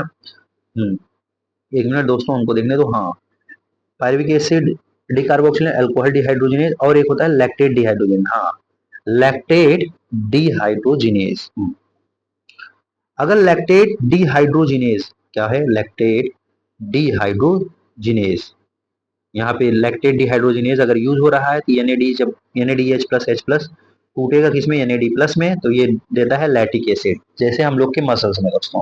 अब किसी दिन क्या हुआ? जोश आ गए, ज्यादा मोटिवेशन आ गया, कर मैदान फतेह वाला सॉन्ग सुन रहे हैं लगा के गान में, ले एक्सरसाइज, ले एक्सरसाइज, ले डंबल डंबल उठा रहे हैं, ले एकदम मार रहे हैं एकदम पुशअप पुशअप। ठीक है, मारने के बाद जब घर पे आए, ओ माय गॉड, यहाँ दर्द हो रहा है, यहाँ दर्द हो रहा है, पैर में दर्द हो रहा है, उठाए नहीं उठ रहा है। तो वो जो उठाए उठ नहीं रहा है वो किस कारण हो रहा है? बेसिकली दोस्तों, जब आप ध्यान नहीं दोगे, अंदर आपके ऑक्सीजन की कमी हो गई। ऑक्सीजन की कमी होने की वजह से वहां एनारोबिक कंडीशन डेवलप हो गया और वो पायरुविक एसिड अब वहां पे कन्वर्ट हो गया आपका किसमें? लैक्टिक एसिड में दोस्तों। वहां पे लैक्टिक एसिड जमा हो गई आपके मसल्स में। समझ गए? इसलिए वो मीठा मीठा सा दर्द होता है ना, ऐसा लगता है कि बस अब ऐसे सो जाएं बस आराम से। समझ रहे हो? ऐसा होता है। और दूसरा केस में क्या है दोस्तों? यहाँ पे दो एंजाइम का यूज किया है। एक एक एंजाइम का नाम है, यहाँ पे सेकंड वाले में एक एंजाइम का नाम है पायरुविक एसिड डीकार्बोक्सिलेज और या alcohol dehydrogenase. Pyruvic acid decarboxylase या अल्कोहल डिहाइड्रोजिनेज। यहाँ पे पायरुविक एसिड डीकार्बोक्सिलेज डीकार्बोक्सिलेज या अल्कोहलिक डिहाइड्रोजिनेज का यूज हुआ है। अल्कोहलिक डिहाइड्रोजिनेज का यूज हुआ है। तो यहाँ पे NADH प्लस H प्लस टूटता है पायरुविक एसिड NAD प्लस में और देता है क्या है? बेसिकली देता क्या है आपको दोस्तों? ये देता है आपको इथेनॉल। क्या देता है? इथेनॉल प्लस CO2 देता है, या इथेनॉल प्लस CO2 देता है। इथेनॉल प्लस क्या देता है? CO2 देता है। इथेनॉल क्या है? बेसिकली दारू होता है। दारू आप जानते हो, जो लोग सेवन करते हैं रात में, अब फिर क्या बताएं उनके लिए, चलिए छोड़िए, उनके लिए बोल भी नहीं सकते। आइए बात करते हैं। अब देखिए, by set of reaction CO2 and ethanol form हुआ। The enzyme pyruvic acid decarboxylase and alcohol dehydrogenase catalyse this reaction. यही रिएक्शन को कैटेलाइज करते हैं, तोड़ते हैं। समझिए, कैटेलाइज मतलब ब्रेक डाउन करते हैं। Other organism like some bacteria produce lactic acid from pyruvic acid. कुछ बैक्टीरिया हैं जो लैक्टिक एसिड से मतलब पायरुविक एसिड से क्या बनाते हैं, लैक्टिक एसिड।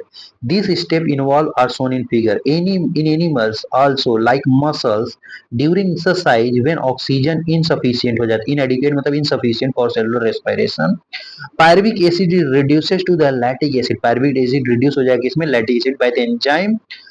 एंजाइम का नाम पता होना चाहिए दोस्तों, एंजाइम का नाम पता होना चाहिए, बहुत इंपॉर्टेंट है, बहुत ज्यादा इंपॉर्टेंट है। स्टार मार्क नहीं बन रहा। हाँ। तो यहाँ पे स्टार मार्क है, lactate dehydrogenase, the reducing agent of NADH plus H plus which reoxidise to NAD plus in the both process, दोनों प्रोसेस में दोस्तों। ठीक है, आइए बात करते हैं नीचे। In both lactic acid and alcoholic fermentation, not much energy is released, less than 7%। कितना दोस्तों, बहुत बार पूछा गया है क्वेश्चन में। Less than 7% of energy in glucose is released। कितना परसेंट, लेस देन 7% से भी कम एनर्जी को रिलीज करता है दोस्तों। ठीक है, स्टार मार्क थोड़ा सा बढ़िया बन जाएगा, थोड़ा सा अच्छा लगे करे। ठीक है, not all of us trapped as high energy bond at ATP। सभी को ATP के फॉर्म में ट्रैप नहीं कर सकते हैं दोस्तों, समझ गए? आई होप समझ गए होंगे। Also the process are hazardous. अब प्रोसेस बहुत ज्यादा खतरनाक होता है। Either acid or alcohol is produced.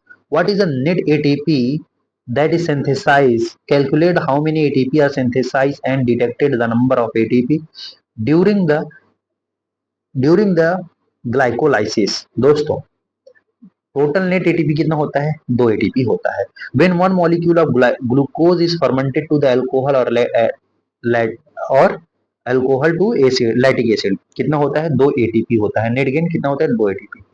Yeast, अब ये देखो बहुत इंपॉर्टेंट, ये भी कई बार पूछा है। यीस्ट जो होता है, यीस्ट पॉइजन देमसेल्फ, ये चल क्यों नहीं रहा, yeast poison themselves to death when the concentration of alcohol reaches up to about 13% दोस्तों।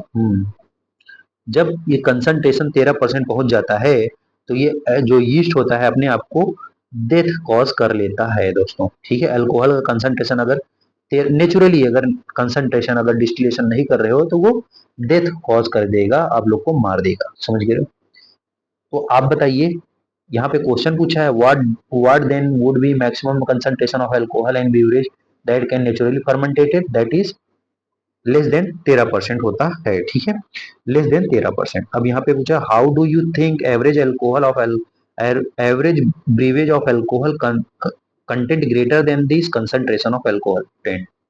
पूछ रहा है कि ये 13% से कुछ अल्कोहल में, कुछ जो अल्कोहल की मात्रा हो 13% से ज्यादा होती है, वो कैसे ऑब्टेन करते हैं? यहाँ पे बाई डिस्टिलेशन, बाई डिस्टिलेशन से, किसके द्वारा, डिस्टिलेशन के द्वारा हम ये प्राप्त कर सकते हैं दोस्तों।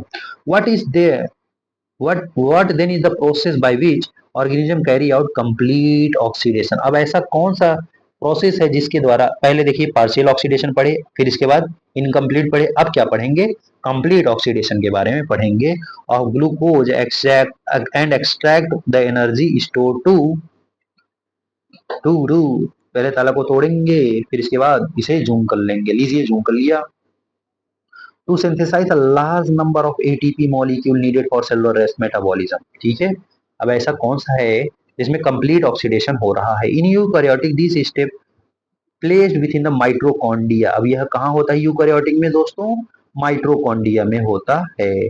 दिस रिक्वायर ऑक्सीजन, अब ये क्या चाहिए, इसको ऑक्सीजन चाहिए। एरोबिक रेस्पिरेशन, अब ये वह प्रोसेस कौन सा था, aerobic respiration, the process that lead to the complete oxidation of glucose, complete oxidation of glucose of organic substance in the presence of oxygen and release CO2 water and large amount of energy present in the substrate। बहुत ज्यादा amount में energy निकालता है substrate से।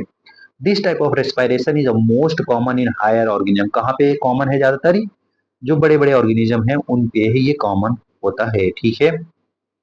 We look this at in this process in next section. आइए अब अगले section में बात करते हैं। Let's move forward next section bro, that is aerobic respiration. तौबा तौबा, चलिए बात करते हैं। For aerobic respiration to take place within the mitochondria, the final product of glycolysis, pyruvate, is transported to the cytoplasm into the mitochondria and crucial event। अब देखिए, जो दोस्तों अब ये हो चुका है, जो ग्लाइकोलाइसिस पायरुवेट फॉर्म हो चुका है, अब इसे कहाँ ट्रांसपोर्ट करिएगा? आप माइटोकॉन्ड्रिया में ट्रांसपोर्ट करना है, ठीक है। अब देखिए क्या होता है, मैं तो आपको पहले बता चुका हूँ। पहले ये सेल है, ये यहाँ पे न्यूक्लियस है, ये पूरा क्या है, साइटोप्लाज्म है कि नहीं है? ये पूरा क्या है, साइटोप्लाज्म हो गया नहीं? इसमें थोड़ा माइटोकॉन्ड्रिया भी है, इसमें क्या है, माइटोकॉन्ड्रिया। अब यहाँ पे क्या बन गया है, ग्लाइकोलाइसिस का पायरुवेट। अब इसमें कहाँ ट्रांसपोर्ट कराएंगे, माइटोकॉन्ड्रिया में। समझ गए? ये तो न्यूक्लियस है, यहाँ पे न्यूक्लियोलस भी है। समझ गए कि नहीं? आई होप समझ गए होंगे। इसमें क्या है, डीएनए भी होता है, आरएनए भी होता है, यहाँ पे बनता है न्यूक्लियोलस से, ठीक है।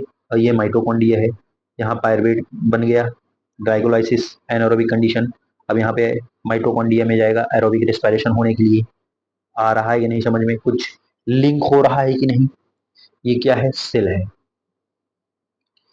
ये क्या है, ये एक सेल है। ये सेल क्या करेगा? सेल में दोनों चीज होता है। किस केस में दोस्तों? अगर अगर अगर प्रोकैरियोट है तो वहां सेल ऑर्गेनेल एब्सेंट होता है, सिर्फ और सिर्फ ग्लाइकोलाइसिस होगा। समझ गए कि नहीं? लेकिन अगर यूकैरियोटिक होगा तो वहां पे ग्लाइकोलाइसिस और as well as aerobic respiration भी चलेगा ना। समझ गए कि नहीं? आई होप समझ गए होगे। चलिए बात करते हैं। कैसा चिंदू सा सेल बना है, चलिए कोई बात नहीं।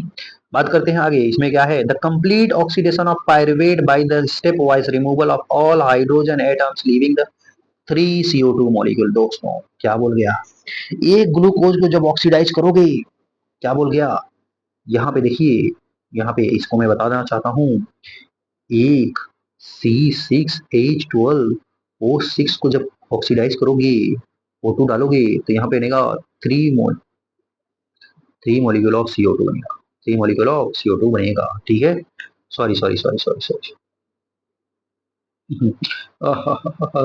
यहाँ पे देखें, एक मॉलिक्यूल ऑफ पायरुवेट डालेंगे ना, पायरुविक एसिड डालेंगे ना दोस्तों। इसका फॉर्मूला क्या था, C3। यार ये लिखना नहीं बन रहा है इसमें, एक मिनट। C3H4O3। समझ गए? ये फॉर्मूला है, इससे CO2 बनेगा प्लस वाटर बनेगा। लो, वाटर भी बना दिया मैं। वाटर कितना चाहिए, 4 चाहिए, तो यहाँ पे 2 से मल्टीप्लाई कर दो। समझ गए कि नहीं? The passing of electron removed as a part of hydrogen atoms and to the molecule O2 with the simultaneous synthesis of ATP होगा। अब उससे के साथ साथ साथ ATP का सिंथेसिस भी होगा। What is interesting to note is that the first process take place in the matrix of mitochondria। पहला प्रोसेस कहाँ होता है दोस्तों? आपका होता है, the first process take place in matrix of mitochondria and the second process take place in the inner membrane of mitochondria। दोस्तों जो पायरुविक एसिड से कार्बन डाइऑक्साइड में कन्वर्ट हो रहा है वो कहाँ हो रहा है? मैट्रिक्स ऑफ माइटोकॉन्ड्रिया में। लेकिन जो इलेक्ट्रॉन का ट्रांसपोर्ट हो रहा है वो कहाँ हो रहा है? Inner membrane of mitochondria. आपको जैसे पता होना चाहिए कि जो माइटोकॉन्ड्रिया होता है वो डबल मेम्ब्रेन होता है, आउटर मेम्ब्रेन, इनर मेम्ब्रेन। वो तो मैं पहले ही बता के आ गया हूँ। अब इनर मेम्ब्रेन में जब आएगा तो वो अंदर एकदम मैट्रिक्स होता है, फिर इसके बाद क्या होता है, फिर इसके बाद क्या होता है, इनर मेम्ब्रेन, फिर इसके बाद उसका आउटर इनर मेम्ब्रेन का स्पेस हो गया जिसे हम पेरीमाइटोकॉन्ड्रियल स्पेस बोलते हैं, फिर आता है आउटर मेम्ब्रेन। समझ गए कि नहीं? अभी मैं ये डायग्राम बना के भी बता दिखा देता हूँ। Pyruvic acid which is pyruvic acid, एक मिनट दोस्तों, एक मिनट। ओके, पेन ले लेते हैं, ये सही है। Pyruvic acid which is formed by the glycolytic catabolism of carbohydrate in the cytosol after it enters the mitochondria matrix underground oxidative decarboxylation। अब वो क्या करेगा, माइटोकॉन्ड जैसे ही इंटर कर जाएगा माइटोकॉन्ड्रिया में ऑक्सीडेटिव डिकार्बोक्सिलेशन करेगा by a complex set of reaction catalysed by pyruvic acid dehydrogenase. कौन सा एंजाइम है, पायरुविक एसिड डिहाइड्रोजिनेज एंजाइम है, ठीक है, पायरुविक डिहाइड्रोजिनेज एंजाइम है। The reaction catalysed by the pyruvic dehydrogenase require participation of several coenzyme को participate करना पड़ेगा इंक्लूडिंग एनएडीए प्लस कोएंजाइम ए। आइए दिखाते हैं, जैसे कि पायरुविक एसिड है, कोएंजाइम ए है, reactant side plus NADH plus H plus है, और एलिमेंट होना चाहिए मैग्नीशियम आयन, और एक एंजाइम होना चाहिए पायरुवेट डिहाइड्रोजिनेज, और ये पायरुविक एसिड कन्वर्ट कर जाएगा किसमें, acetyl co enzyme A plus CO2 plus NADH plus H plus में। यही एसिटाइल को एंजाइम में आगे मूव करेगा कौन से साइकिल में, टीसीए साइकिल में। इसी को बोलते हैं लिंक रिएक्शन। ये क्या है, लिंक रिएक्शन। इसको मैं नाम देता हूं लिंक रिएक्शन। क्या नाम देता हूं, लिंक रिएक्शन। समझ गई, आई होप समझ गई होगी। ये है लिंक रिएक्शन आगे जाके, क्योंकि ये आगे जाके एसिटाइल को एंजाइम लिंक करेगा क्रेब साइकिल से। समझ गए कि नहीं, इसलिए लिंक रिएक्शन बोलते हैं। During the process, two molecule of NADH plus H plus are produced from the metabolism of two molecule of pyruvic acid. तो दो molecule of NADH plus NADH are produce from metabolic of two molecule of pyruvic acid. कितना, अगर एक molecule है तो एक NADH, दो molecule होगा तो दो NADH plus H plus produce होगा फ्रॉम वन ग्लूकोज ऑफ, जैसे कि वन ग्लूकोज मॉलिक्यूल से दो पायरुविक एसिड बनते हैं तो एक पायरुविक एसिड से एक NADH, दो पायरुविक एसिड से दो NADH प्लस H प्लस बनता है। The acetyl coenzyme A इंटर्स in the cyclic pathway, कहां इंटर कर जाएगा, साइक्लिक टीसीए साइकिल में, इसे ट्राई कार्बोक्सिलिक एसिड साइकिल बोलते हैं, टीसीए। कौन सा साइकिल बोलते हैं, टीसीए साइकिल बोलते हैं दोस्तों, समझ गए। More commonly called Krebs cycle, इसी को हम क्या बोलते हैं, क्रेब साइकिल बोलते हैं। आफ्टर द साइंटिस्ट हैसन क्रेब हैज डिस्कवर्ड इट। समझ गए, आई होप समझ गए होंगे। आइए आगे बात करते हैं टीसीए साइकिल की, लेकिन इसे बात करने से पहले थोड़ा सा हम आगे बात करेंगे नेक्स्ट पेज पे। आइए दोस्तों, अब हम नेक्स्ट पेज पे मूव करते हैं टीसीए साइकिल पढ़ने से पहले दोस्तों, ठीक है। आइए बात करते हैं, नेक्स्ट पेज पे आते हैं तो क्या करते हैं, इसे हम जूम करना चाहेंगे दोस्तों, जिसे आपको दिखे। 100% जूम हो चुका है, 133-34% हो गया है। आइए देखते हैं। बेसिकली दोस्तों इसे हम एलन के मॉड्यूल से लिए हैं, क्योंकि हमको समझाना है, चाहे जहां से मटेरियल मिले तो समझना पड़ेगा, ठीक है। तो हम लोग बाद में माफी मांग लेंगे अगर कुछ क्लेम वेम करें तो। चलिए फिलहाल अभी पढ़ते हैं, पढ़ लिया जाए। क्या है दोस्तों, अभी हम लिंक रिएक्शन का जिक्र किया आपसे। लिंक रिएक्शन क्या होता है, अभी मैंने आपसे जिक्र किया। तो इसमें देखिए क्या बताया, पायरुविक एसिड जो होता है कन्वर्ट होता है एसिटाइल कोएंजाइम ए में, लेकिन NADH प्लस कन्वर्ट होता है किसमें, NAD प्लस H प्लस में, और मैग्नीशियम का आयन में, और यहाँ पे एक एंजाइम होता है लैक्टेट डिहाइड्रोजिनेज, ठीक है। और यहाँ पे कोई एंजाइम भी यूज होता है, 3 कार्बन से कन्वर्ट हो जाता है 2 कार्बन में। अब क्रेज साइकिल पढ़ने से पहले दोस्तों इसको ये पता होना चाहिए कि ये साइकिल स्टार्ट कहाँ से होता है। बहुत लोग को पता ही नहीं होता ये साइकिल स्टार्ट कहाँ से होता है। पहले हम बता देते हैं, इसका ये फर्स्ट स्टेप है, ये आपका यहाँ पे सेकेंड स्टेप है, यहाँ थर्ड आ जाता है, ये फोर्थ है, ये फिफ्थ है, ये सिक्स्थ है, ये 7 स्टेप इधर आ जाएगा आपका, फिर इधर और जाएगा तो 8 स्टेप हो जाएगा, सॉरी यहाँ पे 8 स्टेप, ये वाला 9, और ये वाला आपका 10 स्टेप हो जाएगा, समझिए। फिलहाल आपको ये स्टेप याद नहीं रखना कि कौन से स्टेप पे होता है, लेकिन यहाँ पे ये डिटेल में दिया हुआ है बेसिकली दोस्तों, ठीक है। अब लिंक रिएक्शन समझ गए, इसे लिंक क्यों रिएक्शन क्यों बोलते हैं, क्योंकि ये एसिटाइल कोएंजाइम में यहाँ से लिंक करता है क्रेब साइकिल में, ठीक है। अब ये 4 कार्बन का है, पहले ऑक्सैलो एसिटिक एसिड 4 कार्बन का होता है, ठीक है। अब ये कैसे बनता है फिर से दिखाएंगे, लेकिन यहाँ पे मान लीजिए ये ऑक्सैलो एसिटिक एसिड बन चुका है, तो ऑक्सैलो एसिटिक एसिड कितने कार्बन का है, 4 कार्बन का, ठीक है। अब ये क्या करेगा, एसिटाइल कोएंजाइम ए के 2 कार्बन को लेगा और यहाँ पे बनाएगा, और यहाँ से फिर हाई वाटर मिलेगा, जब इसे वाटर दे देंगे तो ये क्या करेगा, वाटर के प्रेजेंस में कोएंजाइम उड़ जाएगा और फिर बन जाएगा 6 कार्बन का सिट्रेट, क्या बन जाएगा, सिक्स कार्बन का सिट्रेट बन जाएगा। समझ गए दोस्तों, आई होप यहाँ तक समझ गए होंगे। अगर पहला स्टेप समझ में आ गया तो दूसरा स्टेप समझ में आसानी होगी। अब सिट्रेट के बाद वो क्या करेगा, आयरन के प्रेजेंस में एकोनिटेज और फिर वहां से वाटर फिर निकलेगा। अब वाटर यहाँ पे पहले डाला और दूसरे स्टेप में क्या करेगा, वाटर निकलेगा, डिहाइड्रोजिनेज होगा, तो यहाँ पे सिस एकोनिटेज हो जाएगा। क्या हो जाएगा, सिस एकोनिटेज फॉर्म हो जाएगा। और ये कितने कार्बन का होगा, ये भी 6 कार्बन का होता है। ठीक है, सिस एकोनिटेज कितने कार्बन का होता है, 6 कार्बन का होता है। फिर आयरन एंड एकोनिटेज के प्रेजेंस में अब वाटर को फिर डाल रहे हैं।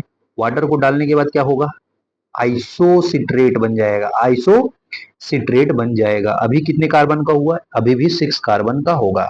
पहले ऑक्जेलो एसिटिक एसिड जो 2 कार्बन एसिटाइल को एंजाइम से लेके सिट्रेट बनेगा, सिट्रेट से बन जाएगा क्या, सिस एकोनिटेज, सिस एकोनिटेज से आयरन और एकोनिटेज के प्रेजेंस में आइसोसिट्रेट, आइसोसिट्रेट के बाद अब यहाँ पे देखेंगे दोस्तों NaDH plus H plus convert हो जाएगा किसमें, NaDH प्लस H प्लस में, NaDH प्लस H प्लस में डिहाइड्रोजिनेज हो जाएगा। यहाँ आइसोसिट्रेट एक एंजाइम लेंगे और यहाँ पे बनेगा ऑक्सैलोसक्सिनेट। क्या बनेगा, ऑक्सैलोसक्सिनेट। अब यहाँ पे कितने कार्बन का है ऑक्सैलोसक्सिनेट, ये इंपॉर्टेंट होगा। ऑक्सैलोसक्सिनेट कितने कार्बन का है, ये इंपॉर्टेंट होगा। ये भी कितने कार्बन का है, 6 कार्बन का होता है दोस्तों। ठीक है, ऑक्सैलोसक्सिनेट कितने कार्बन का होता है, 6 कार्बन का होता है। चलिए आगे बात करते हैं।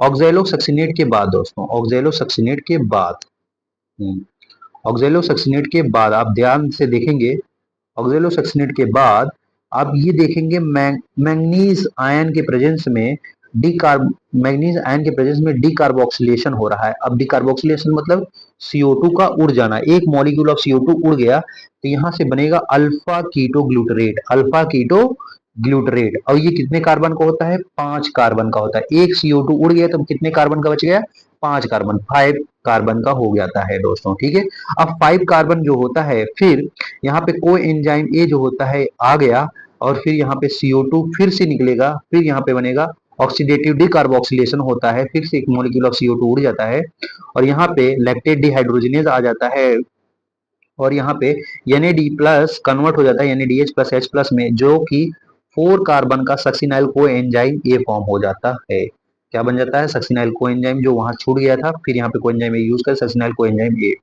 फिर यहाँ पे GDP plus phosphate, GDP plus inorganic phosphate मिलके क्या बनाता है, GTP। फिर ये GTP जो होता है टूटता है किसमें, GTP टूटता है किसमें, GDP प्लस IP में। अब ये IP जो होता है ADP के साथ जुड़ के, ADP के साथ जुड़ के क्या बनाता है, आगे बनाता है ATP।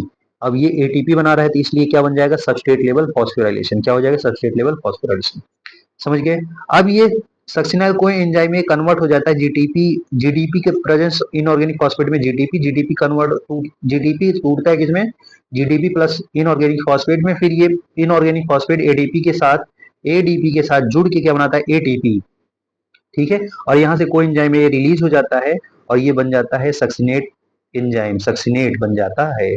और कितने कार्बन का, 4 कार्बन का। फिर यहाँ से एक मॉलिक्यूल ऑफ एफएडी यूज होके FADH2 बनता है और यहाँ पे एंजाइम यूज होता है सक्सिनेट डिहाइड्रोजिनेज। यहाँ पे डिहाइड्रोजिनेज हाइड्रोजन का यूज हो जा रहा है और यहाँ पे कितने, ये सक्सिनेट कन्वर्ट हो जाएगा किसमें, फ्यूमरेट में। कितने कार्बन का, 4 कार्बन का। फिर फ्यूमरेट जो होता है, फ्यूमरेज एंजाइम का यूज करता है और वाटर का इनटेक करके बनाता है मैलेट। क्या बनाता है, मैलेट। और मैलेट जो होता है लास्ट स्टेप में NADH plus H plus, NAD plus use करके NADH प्लस H प्लस में फॉर्म होता है और यहाँ पे डिहाइड्रोजिनेज एक्टिविटी हो जाएगी फिर से और ये क्या हो जाएगा, ऑक्जेलो एसिडिक एसिड। आप यहाँ से देखेंगे 3 स्टेप में NADH का यूज हो रहा है, एक यहाँ पे, दूसरा आप यहाँ पे देख पा रहे हैं और तीसरा यहाँ पे। ठीक है, एक यहाँ पे NADH का यूज हो रहा है, दूसरा यहाँ पे और तीसरा यहाँ पे, 3 NADH का यूज हो जा रहा है। ठीक है, और डिकार्बोक्सिलेशन कितना हो रहा है, एक डिकार्बोक्सिलेशन, 2 डिकार्बोक्सिलेशन, 2 बार डिकार्बोक्सिलेशन हो रहा है। डिहाइड्रेशन कितना हो रहा है, डिहाइड्रोजिनेशन कितना हो रहा है, 4 बार डिहाइड्रोजिनेशन हो रहा है। समझ गए। अब ये स्टेप पढ़ लिए हो तो आइए अब बात करते हैं डिटेल में। पूरा ये क्रेब साइकिल का स्टेप हो गया है, समझ गए। अब आपको आसानी से समझ में आ जाएगी अब हम जो पढ़ेंगे। ठीक है, आइए आइए आइए आइए बात करते हैं। इन TCA cycle start with the condensation of acetyl group with oxaloacetic acid. किससे स्टार्ट हो रहा? ऑक्सैलोएसिटिक एसिड से। बहुत important step. Water is yield citric acid. तब वाटर यूज करके क्या बनाएगा? सिट्रिक एसिड बनाएगा। This this reaction catalysed bye the enzyme citrate synthase. अब ये किस कौन से एंजाइम की प्रेजेंस में होगा? सिट्रेट सिंथेटेज के। यहाँ पे देखिए, ये सिट्रेट सिंथेटेज के एंजाइम के प्रेजेंस में होता है। ठीक है, समझ गए? आई होप समझ गए होंगे। चलिए बात करते हैं। Molecule of coenzyme A is release. अब कोएंजाइम ए क्या हो जाता है? रिलीज हो जाता है। Citrate is then isomerise to isocitrate. अब सिट्रेट आइसोमराइज होकर आइसोसिट्रेट बनाया था। It is followed by the two successive decarboxylation step. दो डीकार्बोक्सिलेशन होता है leading to the formation of alpha ketoglutaric acid. इससे क्या बनता है? अल्फा कीटोग्लूटेरिक एसिड बन जाता है, जो कि 5 कार्बन का होता है। समझ गए? आइए नेक्स्ट पेज पे चलते हैं। अब यहाँ पे चलने से पहले क्या करते हैं? तारा को तोड़ेंगे और इसे जूम कर लेंगे। लीजिए जूम कर लिया। And then succinyl coenzyme A. और उसमें किस लास्ट में कौन सा सक्सेसिनल कोएंजाइम है? जो कि 4 कार्बन का होता है। In remaining step, the citric acid cycle and succinyl coenzyme is oxidized to oxaloacetic acid, allowing the cycle to continue. Allowing the cycle to continue लगातार चल रहा है। ठीक है। During the conversion of succinyl coenzyme to succinic acid, a molecule of GTP synthesized. अब molecule of GTP कब GTP synthesize हुआ? जब सक्सिनल को एंजाइम ए यहाँ पे देखिए, जब सक्सिनल को एंजाइम में सक्सिनेट पे फॉर्मेशन हो रहा था, तब वहां पे जीटीपी का यूज किया गया है। ठीक है, आई होप समझ गए होंगे। This is the substrate level phosphorylation. ये एसएलपी का है, सबस्ट्रेट लेवल फॉस्फोराइलेशन होता है। समझ गए? In a coupled reaction, GTP is converted to GDP with the simultaneously synthesis of ATP from ADP। उसी के साथ जब वहां पे क्या होता है? यहाँ पे देखिए, मैंने यही बताया था, जब जीडीपी टूटेगा किसमें? जीडीपी प्लस आईपी में, और ये इनऑर्गेनिक फॉस्फेट में। इनऑर्गेनिक फॉस्फेट जो होता है एडीपी जो है ले लेगा, एडीपी के साथ जब बाइंड कर लेगा इनऑर्गेनिक फॉस्फेट, तो एटीपी बन जाएगा। एडिनोसिन डाइफॉस्फेट की जगह एडिनोसिन ट्राइफॉस्फेट फॉर्म हो जाएगा। आई होप समझ गए होंगे। चलिए बात करते हैं आगे। ऑल्सो देयर आर 3 पॉइंट, ऐसा 3 जगह है जहां cyclic NADH plus NADH plus H plus form हो गया है। NADH plus NADH plus H plus हो गया है। And 1 point where FADH two 1 point reduce to the FADH two FADH two FAD plus to FADH two में रिड्यूस हुआ। यहाँ पे देखिए एक पॉइंट ऐसा है एफएडी से एफएडीएच2 में फॉर्म हो चुका है। समझ गए? The continue oxidation of acetyl coenzyme A via TCA cycle require the continue replacement of oxaloacetic acid. ये लगातार क्यों चल रहा है? क्योंकि वहां पे ऑक्सैलोएसिटिक एसिड का लगातार रिप्लेसमेंट लाना है। ऑक्सैलोएसिटिक एसिड निकल रहा है, बन रहा है, निकल रहा है, बन रहा है, तो उसको रिप्लेसमेंट होने की वजह से कंटिन्यू चल रहा है। The first member of cycle in addition it require also generation of NADA plus to FAD, NAD plus and FAD from NADH plus FADH2 respectively। ठीक है, समझ गए कि नहीं? The summary equation of this phase of respiration में retain इन also. आइए अब यहाँ एनसीईआरटी के देख लेते हैं। पायरुवेट डिहाइड्रोजिनेज है। पायरुवेट डिहाइड्रोजिनेज ये क्या सा है? लिंक रिएक्शन है। कौन सा है? लिंक रिएक्शन है। ठीक है, अब लिंक रिएक्शन एसिडाइल कोएंजाइम चार चार ये है, 4 कार्बन का कोएंजाइम एक साथ बाइंड करेगा सिट्रेट सिंथेटिस के फॉर्म में, सिट्रिक एसिड फॉर्म हो जाएगा। सिट्रिक एसिड आइसोमराइज करके 2 बार डिकार्बोक्सिलेशन करके अल्फा कीटोग्लूटेरिक एसिड बन जाएगा। अल्फा कीटोग्लूटेरिक एसिड से फिर यहाँ पे एनएडीएच रिड्यूस होके फिर क्या बनाएगा?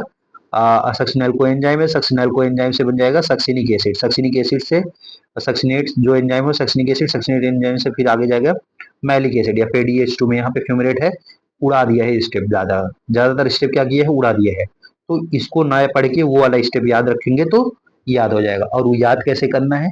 2-3 बार आप लिखेंगे, तो 2-3 बार देख देख लिखिएगा, और 2-3 बार जो है, 3 बार आप देख देख के लिखिए, और 4 बार जो है बिना देखिए थाला फॉर रीजन, आपको याद हो जाएगा। समझ गए? चलिए आगे बात करते हैं। आइए बात करते हैं पायरविक एसिड की। अब यहाँ पे देखिए, पायरविक एसिड जो होता है 4 NADH प्लस और FADH के साथ कंबाइन करके दो वाटर मॉलिक्यूल लेगा, और ADP प्लस इनऑर्गेनिक फॉस्फेट लेके कहाँ फॉर्म हो रहा है? माइटोकॉन्ड्रिया मैट्रिक्स में। कितना कितने कार्बन में 3CO2 4NADH plus 4H plus 4NADH2 plus ATP में फॉर्म हो रहा है। क्या क्या बन गया? अगर एक molecule of pyruvic acid use हो रहा है, रिएक्टेंट साइड में 4NAD प्लस एक FADH plus 2 molecule of water and NAD ATP plus phosphate ADP plus phosphate, और माइटोकॉन्ड्रिया मैट्रिक्स में क्या बनेगा? 3 मॉलिक्यूल ऑफ CO2 बन जाएगा और 4 molecule of NADH plus H plus बन जाएगा और FADH2 बन जाएगा और ATP लास्ट में फॉर्म हो जाएगा, जो कि सबस्ट्रेट लेवल फॉर्मेशन होता है। आइए बात करते हैं आगे। अब क्लियर हो रहा है। We have till now see that glucose has broken down to release the CO2 and 8 molecule of NAD plus H plus. ठीक है, अब हम ये देख पा रहे हैं। अब देखिए वहां पे एक मॉलिक्यूल की बात किया गया है, अगर 2 मॉलिक्यूल होता तो यहाँ पे 6 CO2 हो जाता, ठीक है, प्लस 8 NADH हो जाता, 8 NADH हो जाता, प्लस 8H प्लस हो जाता, ठीक है, हो जाता कि नहीं? हो जाता। और 4 मॉलिक्यूल हो जाता, सॉरी 2 मॉलिक्यूल हो जाता, किसने? 2 मॉलिक्यूल हो जाता FADH2 का हो जाता, और प्लस 2 मॉलिक्यूल ऑफ ATP हो जाता कि नहीं? अब यहाँ पे ये बोला है we have till now that glucose, जो कि ग्लूकोज की बात कर रहा है। एक ग्लूकोज में कितना pyruvic acid? 2 pyruvic acid has broken down to release out CO2 and 8 molecule of NADH plus H plus, say 6 molecule of CO2, 8 molecule of NADH plus H plus, or 2 molecule of FADH2 has been synthesized beside the 2 molecule of ATP in the TCA cycle. You may be wondering why we have discussing the respiration at all. Neither O2 has come to the picture nor promised large amount of ATP has yet been synthesized. ये ये NCERT बता भी रहा है आपको कि अभी तक आप लोग सरप्राइज हो गए होगे, कि वंडर हो चुके होगे कि यार ये कैसा चीज है, इसमें अभी तक ऑक्सीजन का यूज ही नहीं हुआ। ऑक्सीजन का यूज ही नहीं हुआ तो ये कैसा रेस्पिरेशन है? और यहाँ पे लार्ज अमाउंट, जैसे प्रॉमिस किया था लार्ज अमाउंट में एटीपी बनेगा, यहाँ पे लार्ज अमाउंट में एटीपी तो बन ही नहीं रहा है। ये कैसा चीज है, कैसा बवाल है भैया? आइए बात करते हैं आगे। यही तो बताया है, let us understand to the role of oxygen in the respiration and how the ATP is synthesised. आइए अब बात करते हैं ऑक्सीजन का क्या रोल है। अभी तक देखिए एरोबिक रेस्पिरेशन यहां तक हो चुका है, लेकिन अब कंप्लीट ऑक्सीडेशन कर रहे हैं ना, अभी TS साइकिल चलेगा।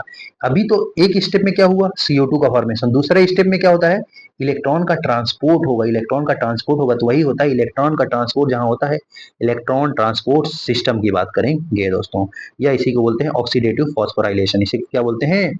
ऑक्सीडेटिव फॉस्फोराइलेशन की बात करेंगे। तो चलिए आगे बात करते हैं।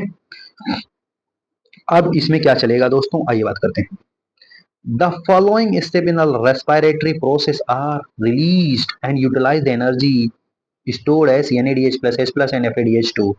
This is accomplished when they are oxidized through the electron transport system, and the electron are passes on to the oxygen, releasing the formation of water. समझ गए? आई होप समझ गए होगे, यहाँ पे कोई दिक्कत नहीं होगा। अब यहाँ पे बेसिकली ऑक्सीजन का यूटिलाइजेशन होगा, इलेक्ट्रॉन ट्रांसपोर्ट करके वाटर का फॉर्मेशन कराएंगे, ठीक है। The most the metabolic pathway तो द मेटाबॉलिक पाथवे दो which the electron process from one carrier to another is called electron transport system. It is present in inner mitochondrium membrane. कहाँ पे होता है दोस्तों electron transport system? Inner mitochondrium membrane में होता है। and electrons form NADH and electrons form NADH, ठीक है, produce in the mitochondria matrix during the citric acid cycles by oxidizing NADH plus DNAD enzyme। आइए देखिए दोस्तों, पहले क्या करेंगे, ताला को तोड़ेंगे, इसे जूम कर लेते हैं, लेकिन अभी हम इसको डिटेल में नहीं पढ़ेंगे दोस्तों, क्योंकि पढ़ने से पहले आइए पीछे चलते हैं, यहाँ पे बात करते हैं। बेसिकली इलेक्ट्रॉन ट्रांसपोर्ट सिस्टम में दोस्तों ETS में 5 कॉम्प्लेक्स दिए गए हैं। क्या दिए गए हैं? 5 इलेक्ट्रॉन ट्रांसपोर्ट सिस्टम के कॉम्प्लेक्स दिए हैं। इसकी मदद से इलेक्ट्रॉन को ट्रांसपोर्ट कराया जाएगा। तो ये इंपॉर्टेंट है, याद कर लेना पड़ेगा, ठीक है, याद करना ही पड़ेगा। आइए कौन कौन से हैं वो 5, आइए बताते हैं। पहला है कॉम्प्लेक्स 1, जिसे बोलते हैं NADH डिहाइड्रोजिनेज कॉम्प्लेक्स। क्या है? कॉम्प्लेक्स 1 NADH डिहाइड्रोजनेज कॉम्प्लेक्स, ये इलेक्ट्रॉन किसको देता है, FAMN को और FES को। दूसरा है complex second succinate dehydrogenase complex, क्या है सक्सिनेट डिहाइड्रोजनेज कॉम्प्लेक्स, ये किसे इलेक्ट्रॉन देता है, FAD को और FES को। थर्ड कॉम्प्लेक्स कौन सा है, cytochrome BC1 complex, cytochrome BC1 complex, cytochrome b, cytochrome C1 site और FES होता है। और फोर्थ कॉम्प्लेक्स कौन सा है दोस्तों, fourth complex cytochrome C oxidase complex होता है। इसमें कौन कौन से आते हैं, cytochrome A, cytochrome A3, 2 copper centre and cytochrome C होता है, जो कि इनर मेम्ब्रेन के आउटर सरफेस पे लगा होता है। और फिफ्थ वाला जो होता है आपका, फिफ्थ कॉम्प्लेक्स जो होता है एटीपी सिंथेटेज या एटीपीएस या ऑक्सीजन ऑक्सीसम्स होता है। F0 इंटीग्रल होता है, F1 पेरिफेरल पार्टिकल होता है।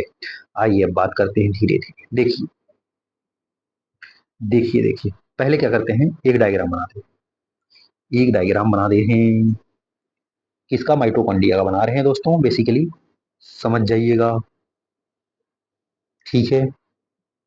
अब दूसरा, एक मिनट कलर चेंज कर लेते हैं, ऑप्शन है तो कलर चेंज कर लेते हैं। हाँ, ये बन गया माइटोकॉन्ड्रिया, क्या बन गया, माइटोकॉन्ड्रिया, ऐसा समझिए, ठीक है, समझ गए, माइटोकॉन्ड्रिया ये बन गया है।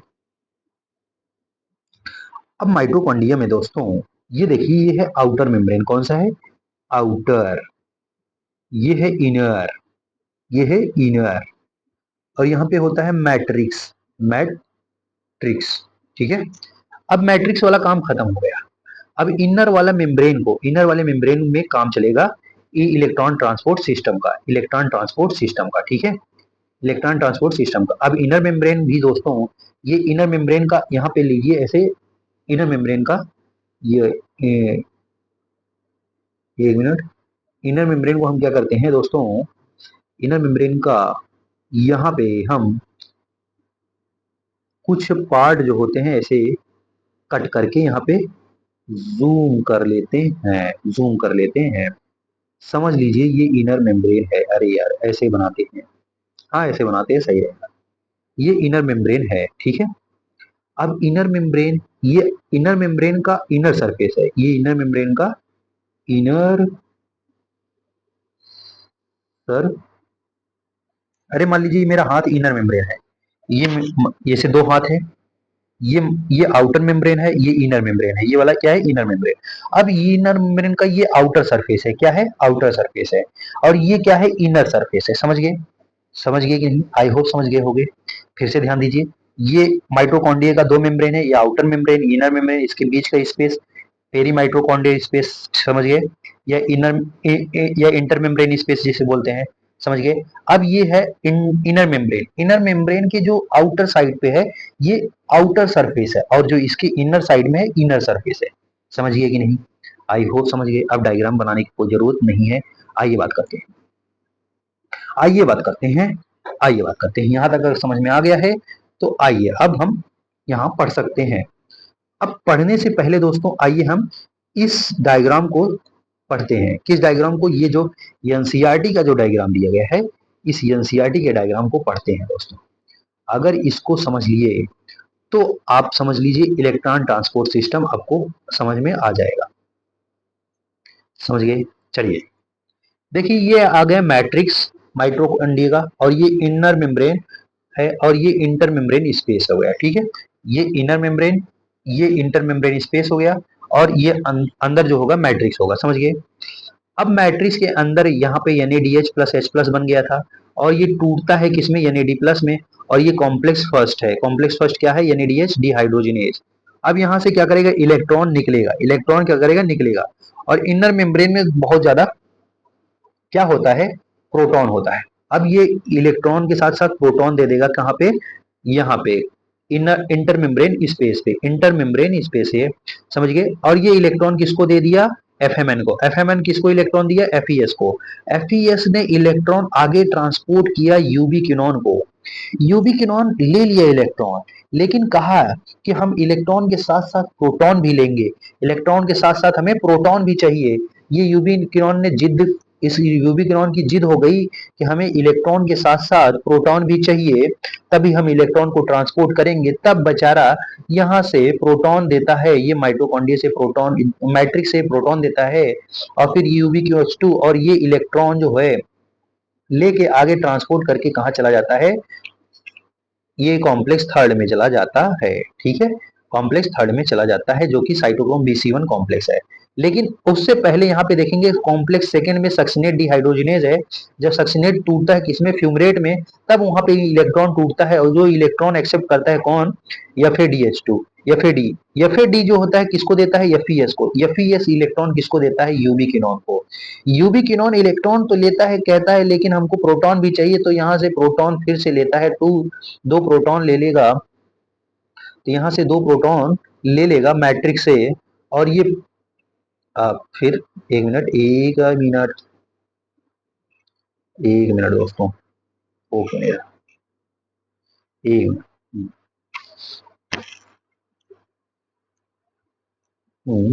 हैंग कर जा रहा है, कोई बात नहीं। हाँ, ये क्या कर रहा है, इलेक्ट्रॉन ले लिया, इलेक्ट्रॉन लेने के साथ साथ प्रोटॉन भी लिया। कहाँ से लिया, मैट्रिक्स से। अब मैट्रिक्स से प्रोटॉन लिया तो ये इलेक्ट्रॉन दे रहा था, इलेक्ट्रॉन साथ प्रोटॉन भी दे रहा था साइटोक्रोम B6 को, यूबिक्विनॉन। तो यूबी वो जो साइटोक्रोम बी था, तो वो कह रहा है मुझे इलेक्ट्रॉन चाहिए, प्रोटॉन नहीं चाहिए। तो फिर वो कहा मैं प्रोटॉन को क्या करूं, फिर वो साइटोक्रोम बी बोला कि आप प्रोटॉन को इंटरमेम्ब्रेन स्पेस में भेज दीजिए। तो ये इंटरमेम्ब्रेन स्पेस में फिर यहाँ से भेज दिया। ठीक है, ये चार प्रोटॉन और दो इसका मिलके चार प्रोटॉन इधर आ गए, समझ गए। और ये इलेक्ट्रॉन यहाँ से दो इलेक्ट्रॉन, यहाँ से एक इलेक्ट्रॉन यहाँ से, ये साइटोक्रोम बी फिर FeS साइटोक्रोम C1 को दिया। साइटोक्रोम C1 ने इलेक्ट्रॉन को लिया और किसको दिया, साइटोक्रोम C के। और साइटोक्रोम C कहाँ लोकेटेड है, साइटोक्रोम C कहाँ लोकेटेड है, इनर मेम्ब्रेन के आउटर सरफेस पे, इनर मेम्ब्रेन के आउटर सरफेस है। एक मिनट में आपको दिखाना चाहूंगा। ये मान लीजिए ये पेन का जो, ये जो मार्कर का जो है टैब, ये साइटोक्रोम C है। साइटोक्रोम C इनर मेम्ब्रेन के आउटर सरफेस पे है। यहाँ से इलेक्ट्रॉन आया, इसको दे दिया, इलेक्ट्रॉन लेके आया, साइटोक्रोम जैसे है। ठीक है, समझ गए। अब इस साइटोक्रोम C को दिया, अब ये इलेक्ट्रॉन साइटोक्रोम C जो है लेके कहाँ गया, कॉम्प्लेक्स 4 के पास, कॉम्प्लेक्स 4 के पास ले गया। यहाँ पे आप देख पा रहे हैं कॉम्प्लेक्स 4 के पास ले गया, और ये कॉम्प्लेक्स 4 के साथ ये इलेक्ट्रॉन दे रहा है किसको, कॉपर को। अभी कॉपर किसको इलेक्ट्रॉन दिया, साइटोक्रोम A को। साइटोक्रोम A इलेक्ट्रॉन ट्रांसपोर्ट किया साइटोक्रोम A3 को, फिर किसको दिया, कॉपर, फिर दूसरे कॉपर को दिया, और यहाँ से इलेक्ट्रॉन का साथ यूज करके और ऑक्सीजन को मिला के ये बनाता है क्या, वाटर। यहाँ पे वाटर का फॉर्मेशन हो जाता है। ठीक है, लेकिन लेकिन लेकिन अब इस प्रोटॉन का यहाँ कई बार प्रोटॉन का चला गया, तो प्रोटॉन ग्रेडियंट क्रिएट हो गया। क्या है, प्रोटॉन ग्रेडियंट हो गया। ग्रेडियंट मतलब प्रोटॉन डिफरेंस। इंटर मेम्ब्रेन में बोला कि भाई हमारे पास ज्यादा प्रोटॉन हो गए, आप इसे बैक फ्लो करो, या तो बाहर भेजो या तो अंदर। कहा कि बाहर हम भेज नहीं सकते, अंदर ही दे दो। अंदर किसके पास दे रहा है, मैट्रिक्स पास। फिर ये प्रोटॉन जो है आया, दो प्रोटॉन आया F0 से, F0 वाला लिया, इंटीग्रल प्रोटीन है, फिर यहाँ F1 के पास दिया, पेरिफेरल है।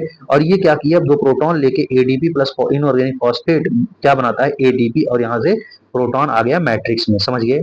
अब यहाँ पे ATP का फॉर्मेशन हो गया। आई होप समझ गए होगे। अगर नहीं समझ गए होगे, एक बार फिर से वीडियो जहां से शुरू हुआ इलेक्ट्रॉन ट्रांसपोर्ट, बैक करिएगा और फिर से देख लीजिएगा।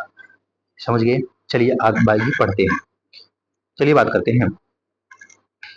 तो माइटोकॉन्ड्रिया मैट्रिक्स में यहाँ पे देखिए NADH डिहाइड्रोजनेज कॉम्प्लेक्स 1 होता है, and electrons are then transfer to the ubiquinone. किसके पास, यूबिक्विनॉन के पास ट्रांसपोर्ट किया। Located within the inner membrane, कहाँ लोकेटेड है, इनर मेम्ब्रेन में लोकेटेड होता है।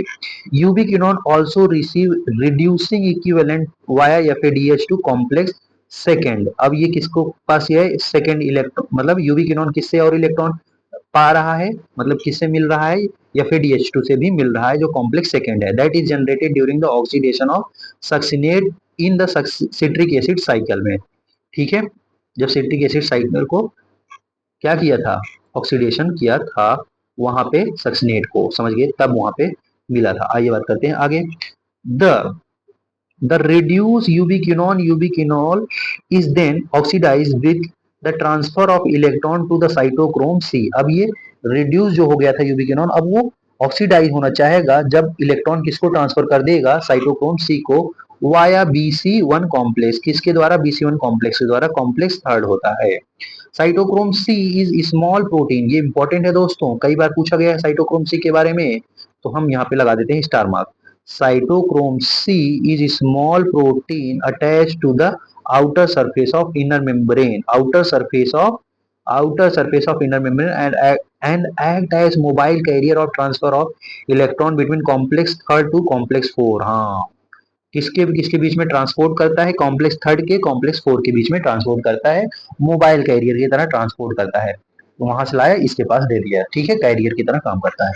Complex four refer to as cytochrome c oxidase to complex containing copper, containing cytochrome a and ए3 एंड टू कॉपर सेंटर। और कितने copper centre, दो copper centre होते हैं। समझ गए, आई होप समझ गए होंगे।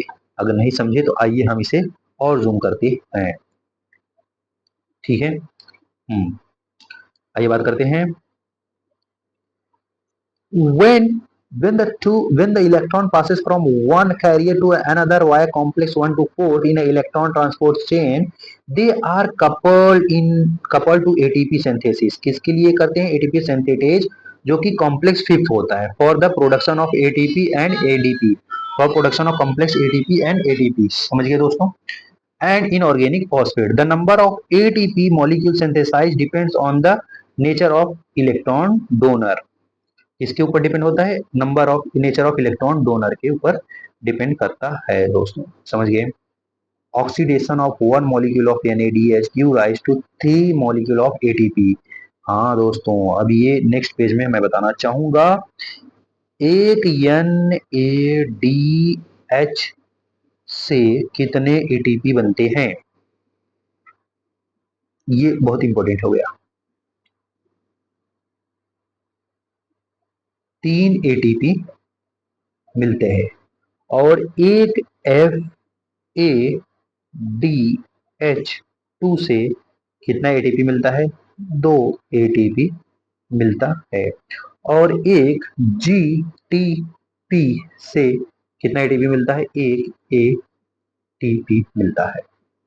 समझ गए, आई होप समझ गए होंगे। चलिए भाई पेज में ज्यादा ही बता रहे हैं, कम नहीं बताया। देखिए अब क्या बोल रहा है, एक molecule of NADH give rise to 3 molecule of ATP while the one molecule of FADH2 give 2 molecule of ATP। ठीक है, समझ गए, आई होप समझ गए होंगे। Although anaerobic process although the aerobic process of respiration take place only in the presence of oxygen। Aerobic respiration तभी होगा जब ऑक्सीजन की प्रेजेंट तो होगी। The role of oxygen is limited.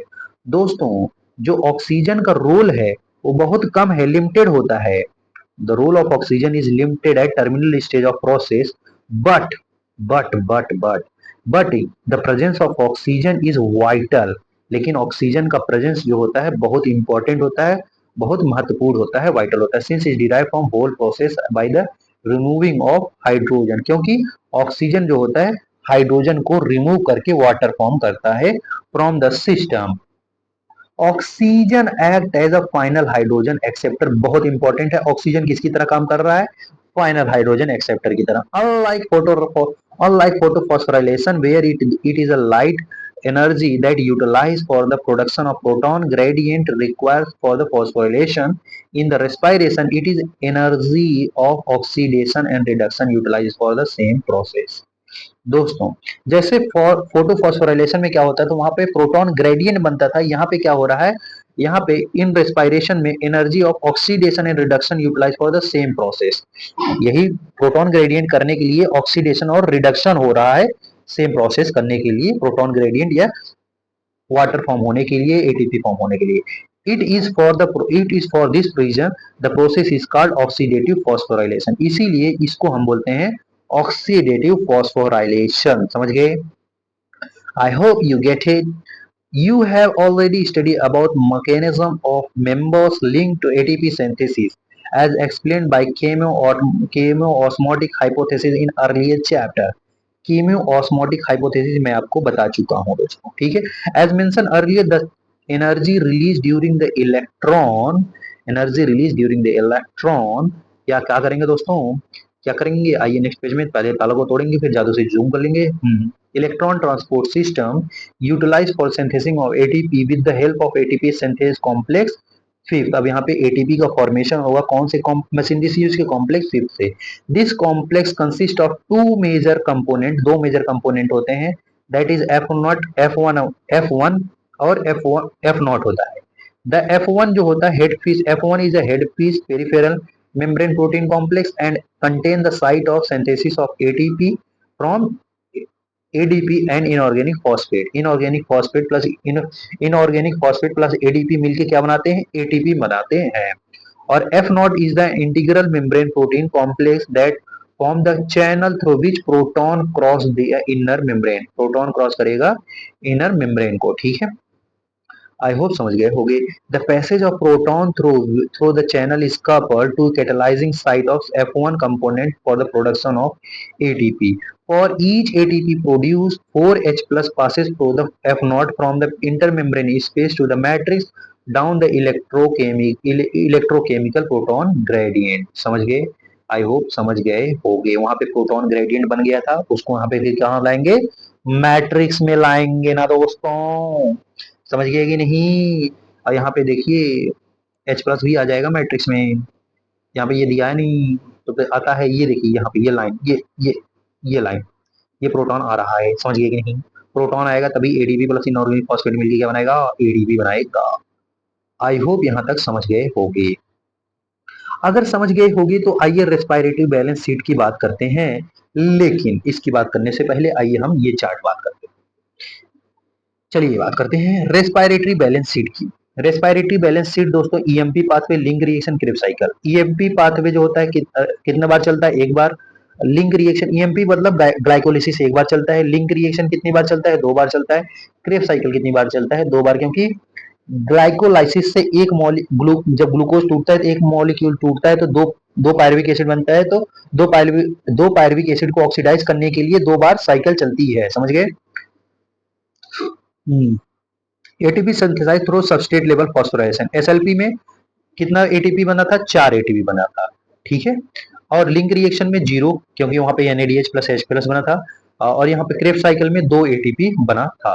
कितना, 2 एटीपी बना था। एक बार में एक एटीपी जीटीपी के साथ, दूसरी बार में दूसरी, ठीक है। ATP gain through the oxidative phosphorylation. Oxidative phosphorylation से कितना बना है, 6 या तो 4, या तो 6 हो सकता है या तो 4 हो सकता है, ठीक है। ठीक है। अगर लिंक रिएक्शन है तो कितना होगा, 6 एटीपी बनेगा ना। एक बार में कितना होता है, एक एनएडीएच से कितना होता है, 3, तो दो बार चलेगा कितना, 6 एटीपी, ठीक है, समझ गए। क्रेब साइकिल में एक बार में 11, दो बार में चलेगा तो 22 बनेगा, समझ गए कि नहीं। और एटीपी कंज्यूम कितना हुआ, एटीपी कंज्यूम ईएमपी पाथवे में 2 कंज्यूम हुआ था, और यहाँ पे 0, यहाँ पे भी 0, तो नेट गेन एटीपी कितना हुआ इसका, 8 या 6 होता है। अगर 6 4 10 है तो 2 कंज्यूम होगा तो 8, अच्छा 4 4 8, अगर 2 कंज्यूम हुआ तो 6, समझ गए। आई होप समझ गए होगी। और यहाँ पे देखिए, अगर यहाँ पे कितना नेट गेन है, 6 है, और कितना यहाँ पे नेट गेन है, 24 एटीपी है। 24 36, अगर 6 जोड़ देगा 36, 36 या 38 का हिसाब बनता है, 36 या 38 का हिसाब बनता है, 36 एटीपी या 38 एटीपी। प्रोकैरियोट में हमेशा 38 बनता है, और यूकैरियोटिक में भी 36 और में भी 38 बनता है। प्रोकैरियोटिक में हमेशा कितना बनता है, 38, यहाँ पे याद रखिएगा। प्रोकैरियोट में हमेशा 38 एटीपी, एटीपी, समझ गए कि नहीं। आई होप समझ गए हो गई। चलिए आगे बात करते हैं, अब इसकी बात करते हैं, आइए। The respiratory balance sheet, it is possible to make calculation of net gain ATP for every glucose molecule oxidized, but in reality this can remain only in theoretical exercise। दोस्तों, क्या ये पॉसिबल है, अभी तक हम लोग जो पढ़े हैं अपने बॉडी के लिए, क्या ये पॉसिबल है हम इसे कैलकुलेट कर सकते हैं एटीपी को, गलत बात। ये सिर्फ एक सेल के लिए कंपेयर किया है। आपके सेल, आपके शरीर में बिलियंस ऑफ सेल हैं, तो क्या आप उसे कैलकुलेट कर सकते हो, नहीं, ये नहीं कर सकते, ये थ्योरिकल कॉन्सेप्ट है बस, ठीक है। लेकिन इसे एजप्शन मार के करते हैं, क्या क्या है, there is a sequential orderly pathway functioning with one substrate forming the next with a glycolysis TCA cycle and ATS pathway one after another। एक के बाद एक आ रहा है, क्या हमारे बॉडी में एक के बाद एक ऐसा चलता है? वो तो साइमल्टेनियसली चल रहा है, ग्लाइकोलाइसिस भी चल रहा है, ईटीएस भी चल रहा है, टीसीए भी चल रहा है। कैसे होता है? नहीं होता है ना। हम लोग के बॉडी में तो लगातार सब चल रहा है, ईटीएस भी चल रहा है, ग्लाइकोलाइसिस भी चल रहा है, और भी चल रहा है, इलेक्ट्रॉन ट्रांसपोर्ट चल रहा है, सब चल रहा है दोस्तों, टीसीएस साइकिल चल रहा है। लेकिन और जो हम लोग पढ़ रहे हैं, पहले ग्लाइकोलाइसिस पढ़ रहे हैं, फिर टीसीए पढ़ रहे हैं, फिर ईटीएस पढ़ रहे हैं, क्या ये ऐसे कैलकुलेट कर सकते हैं? नहीं कर सकते हैं ना दोस्तों। फिर the NADH synthesized in glycolysis is transferred into the mitochondria and undergoes oxidative phosphorylation। जाहिर सी बात है, NADH जो होता है ग्लाइकोलाइसिस में जो फॉर्म हुआ है, ट्रांसफर कर जाता है माइटोकॉन्ड्रिया में, फिर अंडरगोस ऑक्सीडेटिव फॉस्फोराइलेशन में जाता है। None of the intermediate in pathway are utilized to the synthesis of any other compound. कोई भी जो इंटरमीडिएट है कोई अदर कंपाउंड नहीं बनाते हैं दोस्तों, समझ गए। आइए बात करते हैं। ओनली ग्लूकोज बीइंग रेस्पायर्ड, केवल ग्लूकोज को रेस्पायर्ड किया जाता है। No other alternative substrate are entering in the pathway at any intermediatory stage, किसी भी इंटरमीडिएट स्टेज पे एंटर नहीं करेगा, समझ गए। आइए बात करते हैं। But this kind of assumption are not really valid in the living system. क्या ये लिविंग सिस्टम में वैलिड होगा? नहीं, लिविंग या हम लोग में ये वैलिड नहीं है। All pathway work simultaneously, do not take place one after another. लगातार सब चल रहा है, ये एक के बाद एक नहीं आ रहा है। Necessary substrate enter the pathway and withdrawal from it as when necessary. जब उसको चाहिए होता है बॉडी को तब वो चल जाता है, तब बंद हो जाएगा अपने आप को, ऐसा हो रहा है, ठीक है। ATP utilize as and when needed, ATP को यूटिलाइज तब किया जा रहा है जब उसे नीड होगा। एटीपी को जाहिर सी बात है, जब उसे नीड होगा बॉडी को तभी तो यूटिलाइज करेगा। ये नहीं एटीपी बन रहा है धक्का धक्की यूज ही करेगा, वो ऐसा नहीं होता है। Enzymatic rate are control by the multiple means, enzymatic rate को किसे कंट्रोल, अलग अलग मेथड से कंट्रोल किया जा रहा है। Yet it is useful to do the exercise to appreciate the beauty and efficiency of living system in extract and store energy, समझ गए। Hence there can be net gain of 38 ATP molecules during the aerobic respiration of one glucose molecule। Aerobic respiration में कितना होता है? 38 ATP one glucose molecule से। क्या बोला? एक ग्लूकोज से कितना एटीपी? 38 एटीपी। और लाखों ग्लूकोज चल रहे हैं दोस्तों, समझ रहे हैं, जाहिर सी बात है। चलिए आइए बात करते हैं नेक्स्ट पेज की। नेक्स्ट पेज पे ताला तोड़ेंगे, उसे जूम कर लेते हैं। लीजिए जूम कर लिया, जूम कर लिया।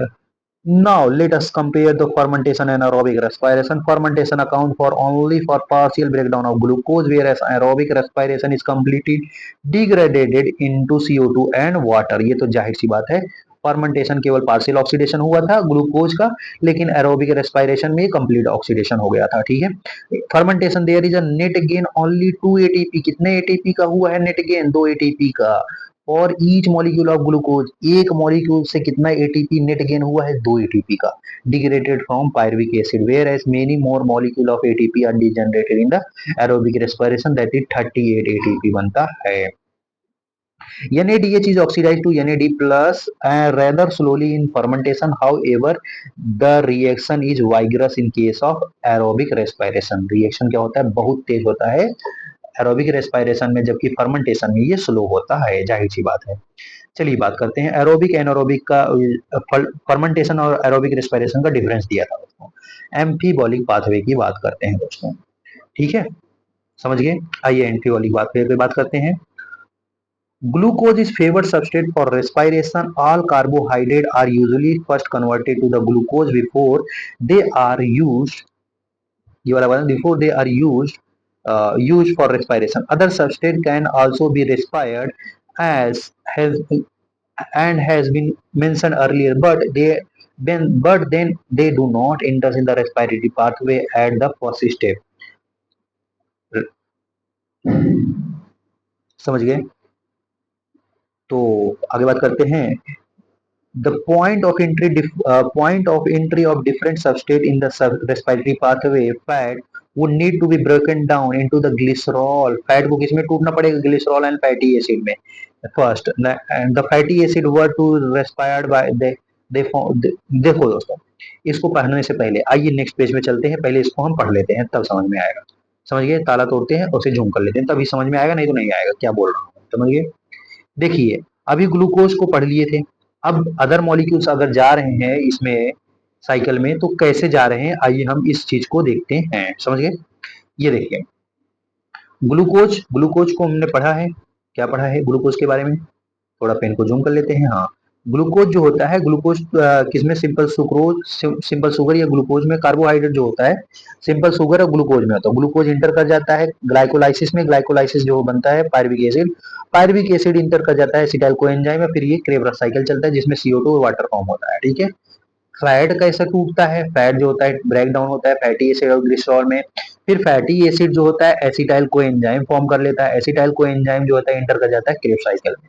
और प्रोटीन कैसे टूटता है? प्रोटीन जो होता है पहले ब्रेक डाउन होता है अमीनो एसिड में, फिर अमीनो एसिड इंटर कर जाता है पायरुविक एसिड में, पायरुविक एसिड से फिर बन जाता है एसिटाइल कोएंजाइम में, फिर एसिटाइल कोएंजाइम में इंटर कर जाता है एरोबिक रेस्पिरेशन में, जो कि क्रेब्स साइकिल होता है। अब समझ में आ जाएगा, चलिए अब बात करते हैं। ठीक है, अभी चलिए, other substance can also be respired as mention earlier, but they, जैसे कि फैट और प्रोटीन भी रेस्पायर हो सकते हैं, but they do not inter respiratory pathway at a first step. तुरंत ही वो नहीं इंटर कर सकते, उनको टूटना पड़ेगा। समझिए? ठीक है, as seen in 12.6 entry of different substrate in the respiratory pathway. Fat would need to be broke down into glycerol and fatty acid. ठीक है, पहले fatty acid और glycerol में टूटना पड़ेगा. The fatty acid were to respire, they would be first degraded into the acetyl coenzyme and enters into pathway. ठीक है, तब इसमें फैटी एसिड किस में कन्वर्ट होगा? एसिटाइल कोएंजाइम में, तब इंटर करेगा पाथवे में। Glycerol would enter the pathway after being converted to the PGL. Glycerol किस में कन्वर्ट होगा? PGL में। ठीक है, the protein would be degraded by the protease enzyme. कौन से एंजाइम से प्रोटीन टूटेगा? प्रोटीएज एंजाइम से। ठीक है, the individual amino acid after deaminations depending on its structure of would enter the pathway at some stage within Krebs cycle. ये amino acid convert करने में पायरुवेट, पायरुवेट में पायरुवेट कन्वर्ट हो जाता है एसिटाइल कोएंजाइम, फिर इंटर कर जाता है कहाँ पे? क्रेब्स साइकिल में। आई होप यहाँ तक क्लियर हो गया होगा। चलिए बात करते हैं आगे। Since respiration involve breakdown of substrate, the respiratory process has traditionally been considered as catabolic one. दोस्तों, पहले रेस्पिरेशन को माना जाता था ऐसे कि वो सिर्फ और सिर्फ कैसा है? कैटाबॉलिक, सिर्फ और तोड़ने का काम कर रहा है, कैटाबॉलिक वन, कैटाबॉलिक प्रोसेस है। The respiratory pathway at the catabolic pathway. अब ये पाथवे कैसा हो जाएगा? Respiratory pathway, catabolic pathway. लेकिन but is this understanding correct? क्या ये अंडरस्टैंडिंग सही है? गलत बात नहीं, ये गलत बात है। आज के दिन में ये एम्फीबॉलिक होता है। We have discussed above at which point in the respiratory pathway different substance would enter in the, if they were to be respired and used to be derived energy. जब उनको रेस्पायर होना तभी ये use होता है। ठीक है, what is important to recognize is that is this a very compound that would withdraw from the respiratory pathway for the synthesis of said substrate. Hence fatty acid would be broke down to the acetyl coenzyme में, जो fatty acid है broken down होता है किसमें? acetyl coenzyme before entering the respiratory pathway when they are used to be substrate. But when the organism need to be synthesized fatty acid, acetyl coenzyme would with withdrawn from the respiratory pathway from it. दोस्तों, जब किसी भी cell को fatty acid चाहिए होता है, देखिए पहले फैटी एसिड टूटता है किसमें? जब रेस्पिरेशन करना होता है एसिटाइल कोएंजाइम में। लेकिन जैसे किसी सेल को फैटी एसिड चाहिए होता है, वो रेस्पिरेटरी पाथवे से एसिटाइल कोएंजाइम को विड्रॉ कर लेगा और वो फैटी एसिड बना के किसको दे देगा? सेल को दे देगा। यही बोला रहा है, तो वहां पे ये एनाबॉलिक प्रोसेस हो गया। Similarly during the breakdown and synthesis of protein 2, the respiratory intermediate to be linked breakdown processing within the living organism is catabolism and synthesis of anabolism. synthesis हो रहा है तो anabolism होगा। Because of the respiratory pathway involves both anabolism and catabolism, it would hence called as a respiratory pathway is a amphibolic pathway. बहुत important है, respiratory pathway is amphibolic pathway rather than catabolic one. I hope समझ में आ गया होगा। चलिए आगे last point पे बात कर रहे होंगे हम लोग, जिसका नाम है रेस्पिरेटरी कीटोन। रेस्पिरेटरी कीटोन देखिए दोस्तों, रेस्पिरेटरी कीटोन क्या होता है? Volume of CO2 evolve on volume of O2 consume, यही होता है RQ की वैल्यू। ठीक है, volume of O2 CO2 release, the ratio of volume CO evolve and volume of O2 consume is known as respiratory quotient. ठीक है, question बोलते हैं। ठीक है, the respiratory question depends upon the type of respiratory substance depend during the respiration. अब आइए बात करते हैं कौन कौन से सब्सटेंस होते हैं। When the carbohydrate are used as a substrate are completely oxidized, तब वहां पे completely oxidized हो रहा है, तब RQ की वैल्यू होगी 1 और Q की value 1 because equal amount of CO2 and oxygen are evolve and consume respectively। ठीक है, तो वहां पे RQ की वैल्यू क्या हो जाएगी 1, कार्बोहाइड्रेट के लिए 1 हो जाती है, प्रोटीन के लिए लेस देन 1, फैट के लिए लेस देन 1, लेकिन ऑर्गेनिक एसिड के लिए ग्रेटर देन 1। आइए बात करते हैं। When fat are used as a respiratory, the RQ is less than 1, जो कि होता है 0.7। RQ क्या होता है 0.7 होता है। ठीक है, ये कार्बोहाइड्रेट के लिए था। ठीक है, समझ गए, आई होप समझ गए होगे, आई होप समझ गए होगे। ये कार्बोहाइड्रेट के लिए है, ये प्रोटीन के लिए है 0.7, समझ गए। ठीक है, ट्राइपाल्मेटिक एसिड है, ट्राइपाल्मेटिन है, फैटी एसिड ट्राइपाल्मेटिन है, उसी का कैलकुलेशन करके यहाँ पे निकाला गया है। अगर प्रोटीन है, when protein are respiratory substrate the ratio would be 0.9, ratio कितना है 0.9 होता है। What is important to recognize is that living organism respiratory substrate are often more than one, एक से भी ज्यादा हो सकता है, जैसे मैलिक एसिड, अस्पार्टिक एसिड, ये सब का एक से ज्यादा होता है। ठीक है, लेकिन उससे भी ज्यादा इंपॉर्टेंट पॉइंट ये आ गया है, pure protein and fat never be use as respiratory substrate, बहुत इंपॉर्टेंट। प्योर प्रोटीन और फैट को रेस्पिरेटरी सबस्ट्रेट के तौर पे नहीं यूज किया जा सकता है। अब यहाँ पे आके आपका ये चैप्टर हो जाता है समाप्त दोस्तों। अगर समाप्त हो जाता है तो लास्ट में मैं आपको देना चाहूंगा एक प्यारा प्यारा सा लंबा सा बढ़िया सा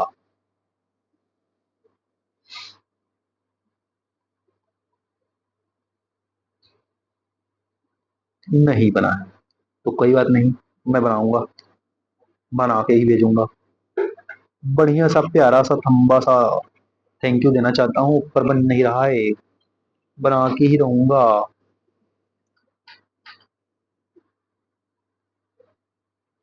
गाइज, ये क्या हो जाता है, इसको पोलियो हो जा रहा है, मे भी है जा। ठीक है, सही है। और एक प्यारी सी स्माइल लेना चाहूंगा दोस्तों।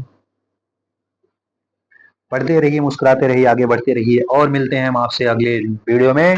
तब तक के लिए नमस्कार, जय हिंद, जय भारत,